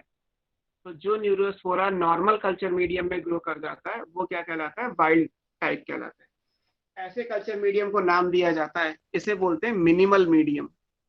मिनिमल का मतलब है मिनिमम क्वांटिटी, मिनिमम रिक्वायरमेंट, कि मुझे सरवाइव करने के लिए मिनिमम क्या चाहिए? मिनिमम रिक्वायरमेंट हमारी बॉडी को ये होती है कि हमें डेली कार्बोहाइड्रेट, प्रोटीन, फैट्स और मिनरल्स और न्यूट्रिएंट्स और थोड़ा सा वाटर, सॉल्ट, ये सब हमारी मिनिमम रिक्वायरमेंट है। लेकिन कुछ लोगों को ये है कि सर्वाइवल के लिए एडिशनल रिक्वायरमेंट चाहिए। तो अभी हमने क्या पढ़ा? Minimal media. मिनिमल मीडिया पूछा जाता है तो मिनिमल मीडिया का मतलब है जिसमें एक कार्बन का सोर्स होगा, सॉल्ट्स होंगे और बायोटिन होगा। एक ये बन के न्यूरोस्पोरा तैयार हो गया। सर बायोटीन मतलब? सॉरी बोलो। सर बायोटीन का मतलब? बायोटिन एक कोएंजाइम है। बायोटिन नहीं जानते? विटामिन में देखना, किसी विटामिन का केमिकल नेम में आपको मिल जाएगा बायोटिन। Okay sir. है ना, जैसे बी कॉम्प्लेक्स होते हैं ना, उन्हीं में से B7 होती है शायद, विटामिन B7 B7 होता है। I think sir. Yes, sir. I am not sure, और बाकी आप चेक कर लीजिएगा। बट बायोटिन एक कोएंजाइम है। जैसे होता क्या है, हमारी बॉडी में भी तो चाहिए ना, बहुत सारे विटामिन चाहिए, तो कई सारे विटामिन हमें बाहर से लेने पड़ते हैं, बीइंग कंज्यूमर हम खुद नहीं बना सकते। तो ऐसे ही फंगी नहीं बना सकता, तो फंगी को एडिशनली ऐड करके दिया गया। तो हमने एक कोएंजाइम दे दिया, जर्नल सारे सॉल्ट्स दे दिए, और एक कार्बन सोर्स यानी एनर्जी का सोर्स दे दिया, तो चीनी मिला दी, उससे फंगी का न्यूट्रिशन पूरा हो जाएगा, फंगी ग्रो करती रहेगी। मिनिमम रिक्वायरमेंट है तो मिनिमल मीडिया वर्ड आ गया। अगर ये एस्कोमाइसिटीज का मेंबर है तो इसमें ए सेक्सुअल रिप्रोडक्शन कैसे होगा बताओ, न्यूरोस्पोरा में कोई बता सकता है? Conodiospores. हाँ ठीक है, कोनिडियोस्पोर से होगा। और सेक्सुअल रिप्रोडक्शन में फ्रूटिंग बॉडी क्या बनेगी? Ascospores. फ्रूटिंग बॉडी एस्कोकार्प कहलाती है, उसमें जो स्पोर्स आएंगे वो एस्कोस्पोर्स आएंगे। ठीक है, इतना ही हमें चाहिए। अब ये वाइल्ड टाइप है, हमने यहाँ वाइल्ड टाइप ले लिया। कहाँ से मिलेगा ये? कल्चर मीडियम में। इसमें अभी आपने बताया कि एसेक्सुअल स्पोर्स हैं, क्या है? कोनिडिया या कोनिडियो स्पोर, कुछ भी लिख लीजिए, एक ही बात है। अब हम क्या करने वाले हैं, इन कोनिडिया को म्यूटेट करेंगे, इनको ट्रीट करेंगे एक्सरे या यूवी रे से कर सकते हैं। आपने पढ़े हैं एक्सरे और अल्ट्रावायलेट रे से? तो मैंने ही पढ़ा है, फिजिकल म्यूटाजेन के एग्जाम्पल है ना। तो ये क्या है? म्यूटाजेंस कहलाएंगे। म्यूटेशन को इंड्यूस करने वाले क्या कहलाते हैं? म्यूटाजेंस कहलाते हैं। तो हमने वाइल्ड टाइप के कोनिडिया को एक्सरे का ट्रीटमेंट दिया। अब एक्सरे का ट्रीटमेंट दे दिया तो फिर यहां से हमारे पास अब क्या बन गया? यहां से हमारे पास आ गए म्यूटेंट स्ट्रेन। यहां से क्या आ जाएगा? म्यूटेंट आ जाएंगे।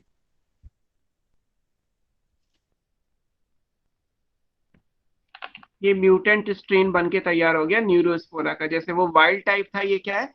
म्यूटेंट। ऐसे ही आपने एक्चुअली ड्रोसोफिला के लिए पढ़ा था कि वाइल्ड टाइप था और एक म्यूटेंट ट्रेट था। वाइल्ड टाइप रेड आई था, म्यूटेंट कौन सा था पिछले चैप्टर में? White eye. वाइट आई है ना, वहां लिखा भी था वाइट आई ट्रेट म्यूटेंट है। और जो रेड आई है वो वाइल्ड टाइप है, जो आपने लिंकेज एंड क्रॉसिंग ओवर में लिंकेज का क्रॉस ए पढ़ा है, उसका क्वेश्चन था ये। तो ऐसे यहाँ भी वाइल्ड टाइप हो गया और म्यूटेंट हो गया। जैसे वहां पे रेड आई वाइल्ड था और वाइट आई म्यूटेंट था, ऐसे यहाँ पे वाइल्ड टाइप न्यूरोस्पोरा और म्यूटेंट स्ट्रेन। अब क्या करेंगे, इस म्यूटेंट स्ट्रेन का क्रॉस करा देंगे वाइल्ड से।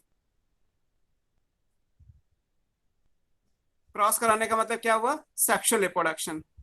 सेक्सुअल रिप्रोडक्शन आपने फंगी में जितना भी याद हो अगर आपको, प्लाज्मोगेमी, कैरियोगेमी, मियोसिस। प्लाज्मोगेमी हुई, फिर कैरियोगेमी डिले हो गई, वहां से डाइकैरियोटिक फेज आ गई, उससे एक फ्रूटिंग बॉडी बनी एस्कोकार्प, उसके अंदर न्यूमरस एस्कस मदर सेल होंगी। प्लाज्मोगेमी के बाद कैरियोगेमी हो गई तो मियोसिस हो जाएगी, तो क्या बन जाएंगे? एस्कोकार्प। तो सेक्सुअल रिप्रोडक्शन होगा तो शॉर्ट में लिख दे रहा हूं मैं। फ्रूटिंग बॉडी क्या बनेगी? मैंने आपसे पूछा ही था, आपने आंसर बताया था। Fruiting body is called ascocarp. और इसके अंदर जो हैविंग न्यूमरस एसआई प्लूरल ये था, विद अगर मियोसिस हो गई तो क्या बन जाएंगे? एस्कोस्पोर्स। तो हमने एक सेक्सुअल रिप्रोडक्शन के हिसाब से एस्कोमाइसिटीज में एस्कोस्पोर्स हमारे पास आ गए। अब हमें क्या करना है? अब हमें इन एस्कोस्पोर्स को ग्रो कराना है। हमने म्यूटेंट बनाए, म्यूटेंट को नॉर्मल से क्रॉस कराया, और क्रॉस कराने के बाद उसमें इंतजार किया सेक्सुअल रिप्रोडक्शन का। जब सेक्सुअल रिप्रोडक्शन से एस्कोस्पोर्स बन गए, अब इनको स्टडी किया। जब इनको स्टडी किया तो दो ऑप्शंस मिल गए हमें।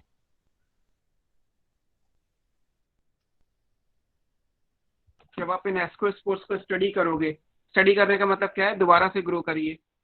When grown on culture medium, दोबारा से इस एस्कोस्पोर्स को कल्चर मीडियम पे डालिए और देखिए कि न्यूरोस्पोरा की कॉलोनी बनती है या नहीं बनती है। तो यहाँ दो ऑप्शन बने, कुछ तो एस्कोस्पोर्स जर्मिनेट करके कॉलोनी बना रहे थे, है ना, फ्यू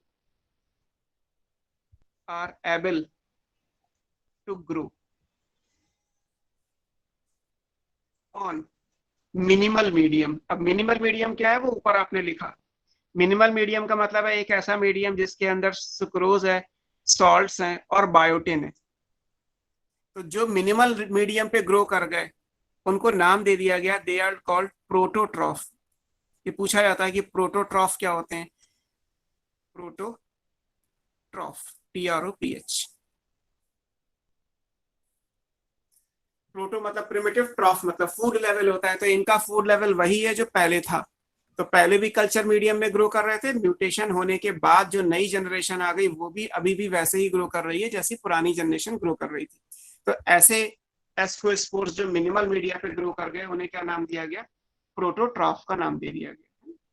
लेकिन कुछ मॉडिफाई हो गए, few are not able to grow on minimal media। ये मिनिमल मीडियम पे ग्रो नहीं कर रहे, बट कहां ग्रो कर रहे हैं, ग्रो ऑन सप्लीमेंटेड मीडियम।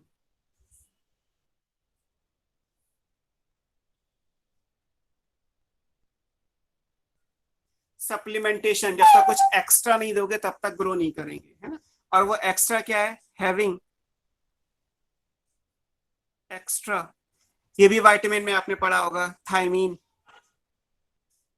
ये थायमीन एडेनिन थायमीन वाला नहीं है, THY नहीं है, थायामीन है ये, है ना, विटामिन बी। तो जब आप विटामिन बी का अलग से सप्लीमेंटेशन दोगे तो वो ग्रो कर जाएंगे, लेकिन अगर वो नहीं दोगे तो ग्रो नहीं करेंगे। तो नॉर्मल पे तो ग्रो नहीं कर रहे, लेकिन सप्लीमेंटेड मीडियम पे ग्रो कर रहे हैं जो थायमीन से सप्लीमेंट किया गया है। इनको नाम दिया गया, दे आर कॉल्ड, इसको कहते हैं ऑक्सोट्रॉफ। अब ये पूछा जाता है कि ऑक्सोट्रॉफ क्या होते हैं। ऑक्सेनिक का मतलब होता है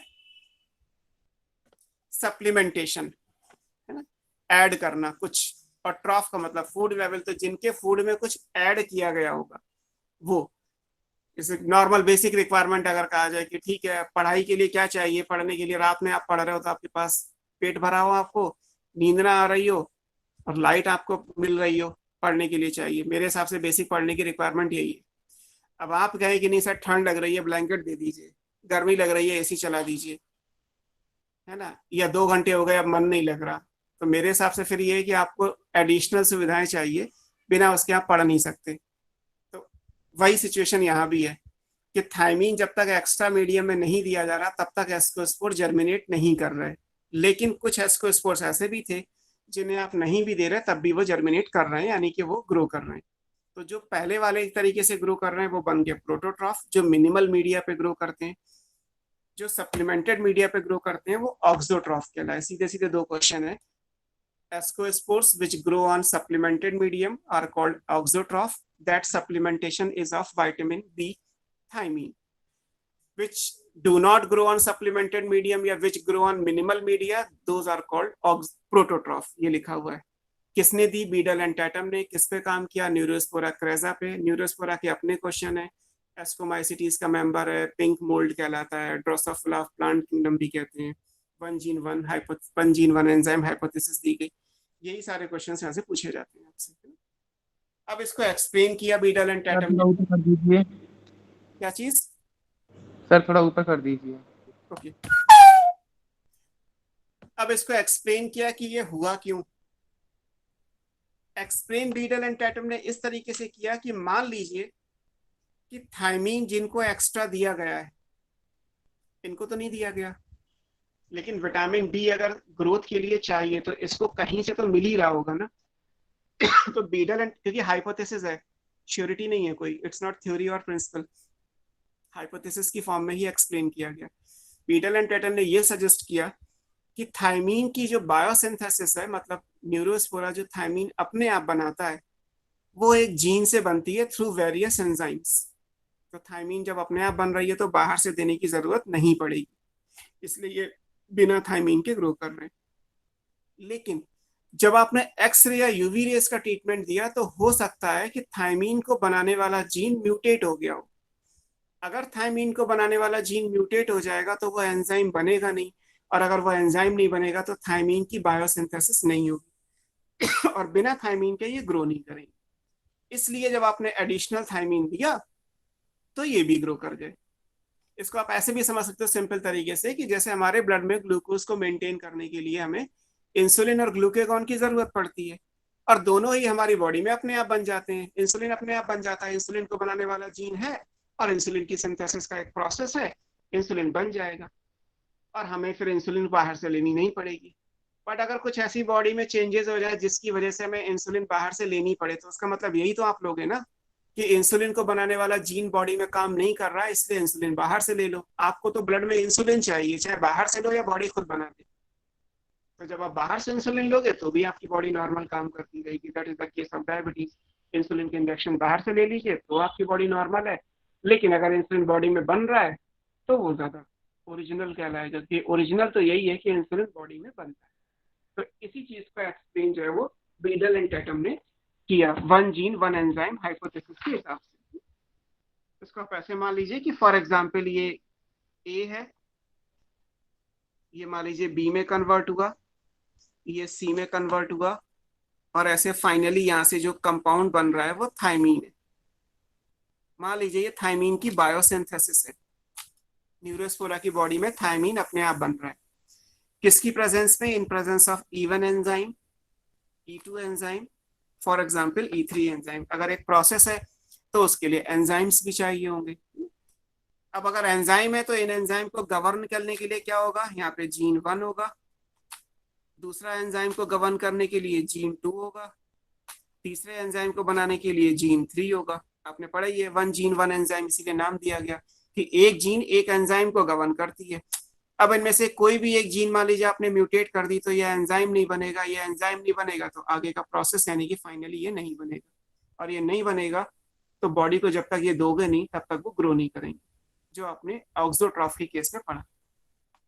ऐसे ही आपने फिनाइल कीटोन्यूरिया, अब आप अगर समझो, मैंने उस टाइम पे भी बोला था कि अगले चैप्टर में डिस्कशन होगा इसका, तो आपने यही पढ़ा कि फिनाइल एल्निन टायरोसिनेज एंजाइम की प्रेजेंस में, फिनाइल एल्निन फिनाइल हाइड्रोक्सिलेज एंजाइम की प्रेजेंस में टायरोसिन में चेंज होता है, और फिनाइल एल्निन हाइड्रोक्सिलेज को बनाने वाला एक जीन था।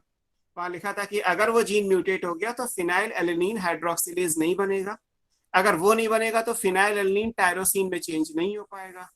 अब इस फिनाइल एल्निन का होगा क्या अगर ये इसमें चेंज नहीं हो रहा? तो ये फिर हमारे ब्रेन में एक्यूमुलेट होगा फिनाइल पायरुविक एसिड और उसके डेरिवेटिव की फॉर्म में, और फिर वहां से एक डिसऑर्डर होगा जिसको नाम दिया गया था फिनाइल कीटोन्यूरिया। और ऐसे ही आपने एल्केप्टोन्यूरिया के बारे में पढ़ा था, या फिर आपने मिलानिज्म की एब्सेंस, मिलानिन की एब्सेंस में एल्बिनिज्म डिजीज के बारे में भी पढ़ा।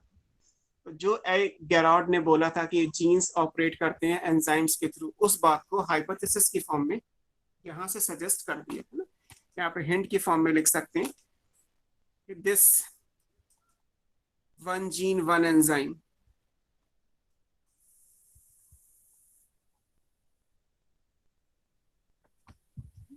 hypothesis explain the metabolic disorders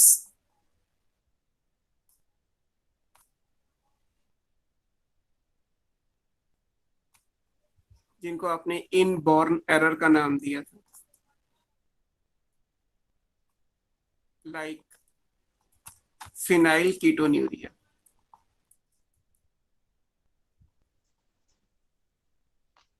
या आपने दूसरा पढ़ाया था एल्केप्टोन्यूरिया,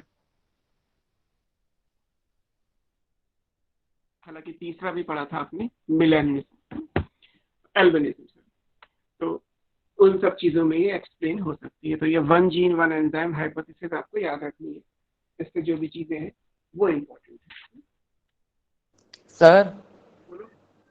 सर अगर कोई एक जीन म्यूटेट होती होगी तो उसके लिए सारी सेल में जितने भी डीएनए सबकी होती होगी। जैसे कि सर अगर इंसुलिन की जीन अगर म्यूटेट हो गई तो पैनक्रियाज के अंदर जितने भी इंसुलिन बनाने वाली सेल है। बिल्कुल बिल्कुल, अब जितनी भी सेल्स मान लीजिए इंसुलिन बनाती हैं, आपने शायद वो क्या था, आइलेट्स ऑफ लैंगरहैंस है ना, यस सर। हाँ, तो जितनी भी सेल्स है वो सारी म्यूटेट होंगी, क्योंकि इंसुलिन तो हमारी बॉडी में मान लीजिए अगर बनता भी है तो वॉल्यूम में बनता होगा ना, फॉर एग्जांपल कि फ्यू मिलीग्राम पर ml ऑफ ब्लड कितना इंसुलिन बनता है, तो वो इंसुलिन तो कलेक्टिव हुआ जो सारी आइलेट्स ऑफ लैंगरहैंस सिक्रीट कर रही है मान लीजिए। तो उन सेल्स में जितने भी डीएनए, डीएनए भी क्या होगा, डीएनए तो न्यूक्लियस में ही होगा, इंसुलिन को बनाने वाला डीएनए तो न्यूक्लियस में ही होगा ना, और कहीं तो न्यूक्लियस हमारी बॉडी में है ही नहीं। माइटोकॉन्ड्रिया का जो डीएनए है वो तो इंसुलिन नहीं बनाता, ऑब्वियस सी बात है, वो तो रेस्पिरेशन में डील करता है केवल। तो जहां भी सेल्स में डीएनए यानी न्यूक्लियस के अंदर जो डीएनए है वो म्यूटेट हो गया, अब वो म्यूटेट हो गया तो उसकी वजह से इंसुलिन बनना बंद हो गया। अब इंसुलिन नहीं है तो फिर डायबिटीज हो गई। अब उसे कंट्रोल कैसे करेंगे, भाई इंसुलिन तो चाहिए, खुद नहीं बन रही तो बाहर से ले लो, इस तरीके से। ऐसे यहाँ भी है कि थायमीन की सिंथेसिस अपने आप न्यूरोस्पोरा में हो रही थी, इसीलिए हमें थायमीन को एडिशनली देने की जरूरत नहीं थी। एस्कोस्पोर्स अपने आप वो काम कर रहे थे और वो मिनिमल मीडिया पे ग्रो भी कर रहे थे। लेकिन कुछ एस्कोस्पोर्स के अंदर क्या हुआ कि जब एक्सरे या यूवी रे का ट्रीटमेंट दिया गया तो थायमीन की सिंथेसिस में जो एंजाइम्स इन्वॉल्व हैं प्रोबेबली उनको बनाने वाले किसी एक जीन में म्यूटेशन हो गया, उससे वो एक एंजाइम नहीं बना। अब केवल एक एंजाइम नहीं बना तो उससे आगे की रिएक्शन सारी रुक जाएंगी। मान लीजिए ये ना बने तब भी ये नहीं बनेगा, अगर ये ना बने तो ये भी नहीं बनेगा और ये भी नहीं बनेगा, ये नहीं बनेगा तो ना ये बनेगा ना ये बनेगा ना ये, फाइनली तो ये किसी में नहीं बनेगा ना। आप अगर यहाँ पे 20 एंजाइम इन्वॉल्व हैं तो 20 में से कोई भी एक कम कर दीजिए, आपको ये प्रोडक्ट तो नहीं मिलेगा ना। और अगर ये प्रोडक्ट नहीं मिलेगा तो फिर सेल ग्रो नहीं करेगी, क्योंकि सेल को ग्रो करने के लिए थायमीन की जरूरत है। तो जब तक बाहर से थायमीन नहीं दी जाएगी ऑक्सोट्रॉफ को जैसे दी गई है, तब तक न्यूरोस्पोरा की कॉलोनी दोबारा से एस्कोस्पोर से नहीं बनती। ये इस पूरी हाइपोथेसिस का मतलब था।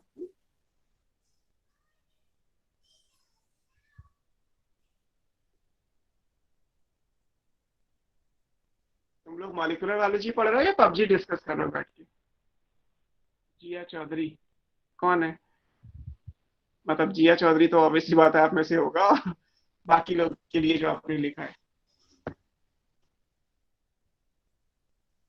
अभी आप पहले ये पढ़ लो, पबजी के लिए बहुत टाइम बचा हुआ है आपके पास। अब इसको थोड़ा सा मॉडिफाई किया गया, क्योंकि जब 1944 के अप्रॉक्स में 45-44 में दी गई, तब उस टाइम पे यही समझ में आता था कि जीन का मतलब enzyme, one gene one enzyme hypothesis work करती है, वर्क आज भी करती है। बट जैसे जैसे हमने एंजाइम्स को स्टडी किया तो हमें पता चला कि ऐसे भी एंजाइम है जिनके अंदर जो प्रोटीन है वो दो डिफरेंट टाइप की है। जैसे हीमोग्लोबिन हमारी बॉडी में एंजाइम तो नहीं है, लेकिन आप पढ़ चुके हैं कि हीमोग्लोबिन में अल्फा चेन को बनाने वाला जीन अलग है, HbA1 HbA2, और बीटा चेन को बनाने वाला HbB जीन अलग है। आपको अल्फा थैलेसीमिया और बीटा थैलेसीमिया पढ़ाया था। तो इसका मतलब है कि एक मॉलिक्यूल को बनाने के लिए दो जीन चाहिए होंगे। तो इसको थोड़ा सा करेक्ट कर दिया गया, rather than one gene one enzyme, क्योंकि हम मान रहे थे कि एंजाइम प्रोटीन के होते हैं, लेकिन हमें ये भी समझ में आया कि प्रोटीन के अंदर तो tertiary level, quaternary level, secondary level, primary level, अलग अलग लेवल है। जीन से बेसिकली क्या बनता है, जीन से बनता है प्राइमरी लेवल केवल, उसे हम बोलते हैं पॉलीपेप्टाइड चेन। बायोमॉलिक्यूल से पढ़ा होगा आपने। तो इसको करेक्ट करके बोला गया वन जीन वन पॉलीपेप्टाइड, और उसमें कोई डाउट नहीं है, एक जीन एक पॉलीपेप्टाइड की सिंथेसिस को गवर्न करती है। जैसे अभी तक हो रहा था कि जीन्स ऑपरेट थ्रू एंजाइम, अब आ जाएगा genes operate through polypeptide formation. अब पॉलीपेप्टाइड को मिला के आप सेकेंडरी लेवल की प्रोटीन बनाए, टर्शरी लेवल की बनाए या क्वाटरनरी लेवल की बनाए, वो सब अलग बात है। जैसे हमारे लिए कहा जाए कि हीमोग्लोबिन को कौन कंट्रोल कर रहा है, तो हीमोग्लोबिन तो एक प्रोटीन हो गई, उसमें ग्लोबिन प्रोटीन है, अल्फा ग्लोबिन है, बीटा ग्लोबिन है। लेकिन हमें बाद में समझ में आया कि अल्फा ग्लोबिन और बीटा ग्लोबिन को बनाने वाले जो जीन है HbA1H2 और HbB, वो तो क्रोमोसोम नंबर 16 और 11 पे प्रेजेंट है। तो अलग अलग क्रोमोसोम के अलग अलग जीन अलग अलग पॉलीपेप्टाइड बनाते हैं। जब अल्फा और बीटा पॉलीपेप्टाइड बन के तैयार हो जाते हैं तब वो आयरन के साथ जुड़ते हैं और एक कंप्लीट हीमोग्लोबिन का मॉलिक्यूल आरबीसी के अंदर बनता है। तो इसका मतलब ये कि वन जीन वन एंजाइम की जगह इसका करेक्ट नेम होना चाहिए था वन जीन वन पॉलीपेप्टाइड। बस इसमें एक अपडेट कर दिया गया, और अपडेट ये है कि इसे बोलते हैं आज की डेट में one gene one polypeptide. Hypothesis, ये वर्ड आ जाएगा। ये YANOFSKY यानोफ्स्की और उनके जो एसोसिएट थे एट ऑल, उन्होंने दी थी 1965 में। तो एक करेक्ट कर दिया गया कि 1 जीन 1 एंजाइम की जगह 1 जीन 1 पॉलीपेप्टाइड होना चाहिए।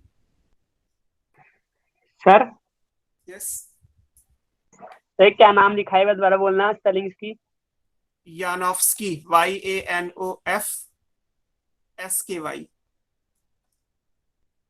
ETAL का मतलब है, ETAL लिखा जाता है एसोसिएट्स के लिए, मतलब जब टीम में बहुत सारे लोग होते हैं तो जो मेन होता है उसके नाम के आगे ETAL लिख दिया जाता है, वो और उसके एसोसिएट।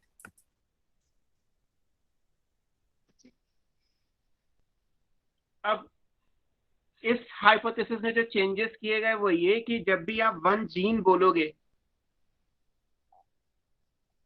तो उस 1 जीन का मतलब होगा स्ट्रक्चरल जीन।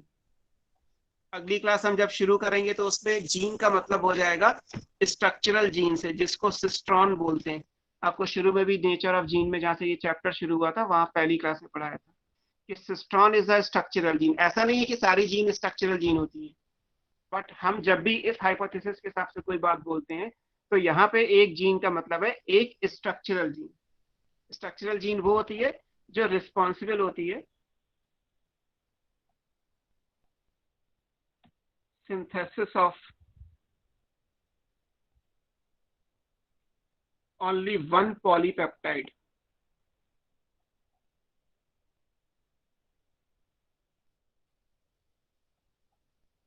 ये है। अब जैसे इन्होंने जो एग्जाम्पल लिया वो ई कोलाई था। अगर हम ई कोलाई की बात करें, बैक्टीरिया प्रोकैरियोट, तो यहाँ पे एक एंजाइम है, enzyme tryptophan. Tryptophan amino acid है, सिंथेटेज इसको बनाने वाला जो एंजाइम है, या सिंथेज लिख लीजिए, एक की बात है, ट्रिप्टोफैन सिंथेज ये एंजाइम है। बट ये एंजाइम 2 पॉलीपेप्टाइड का बना होता है। This is made up of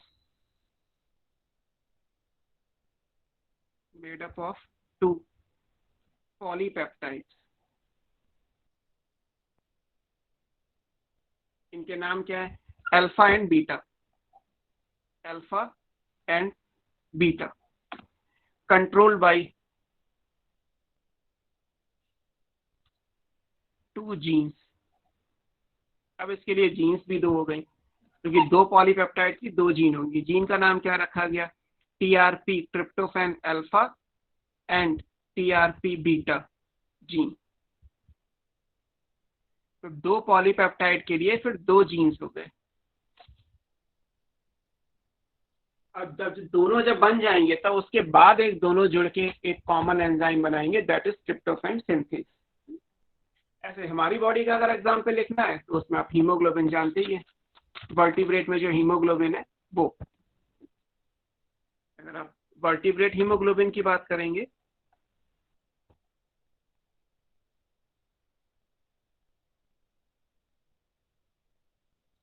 तो यहाँ पे भी आपने लिखा है कि अल्फा एंड बीटा ग्लोबिन होती हैं पॉलीपेप्टाइड।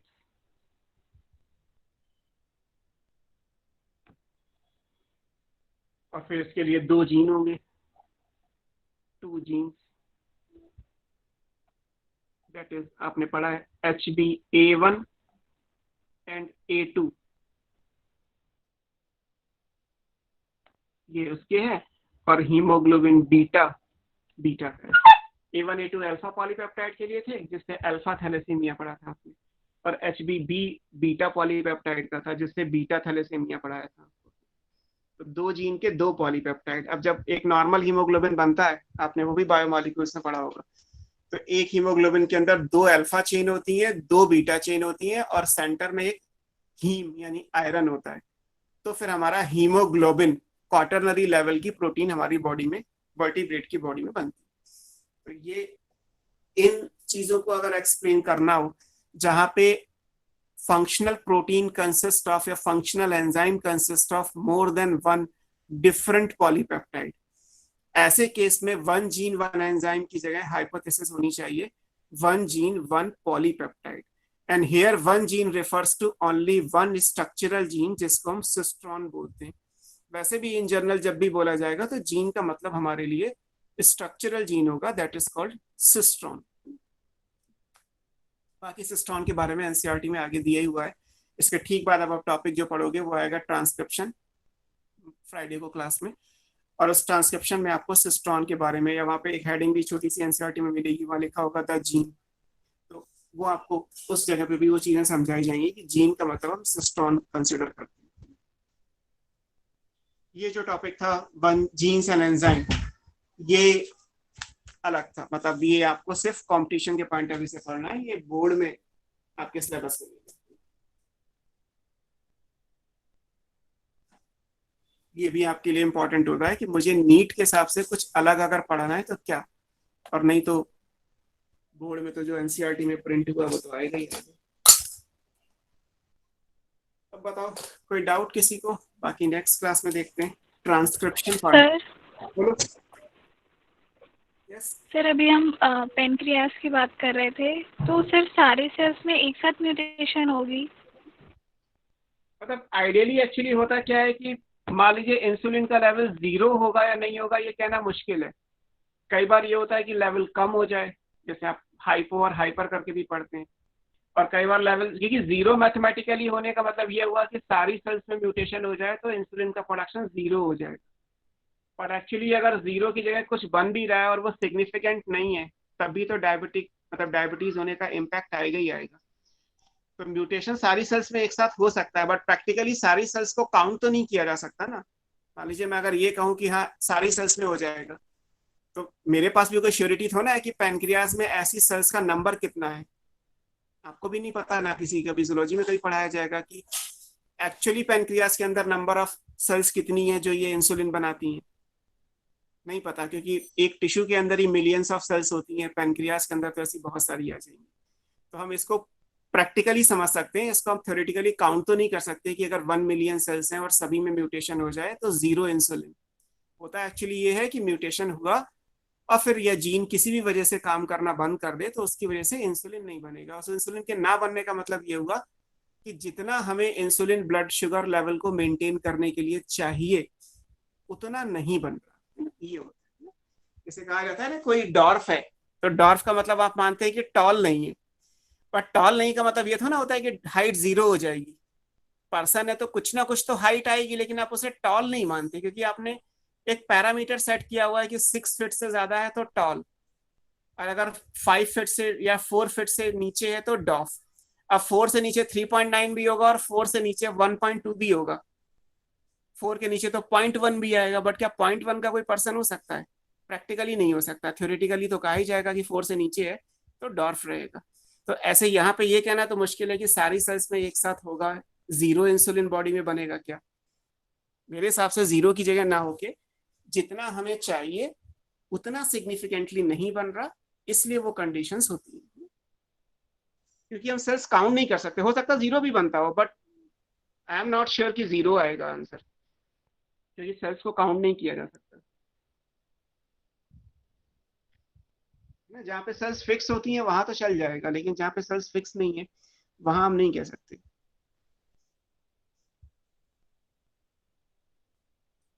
बस हो गया? किसी को कुछ और डाउट?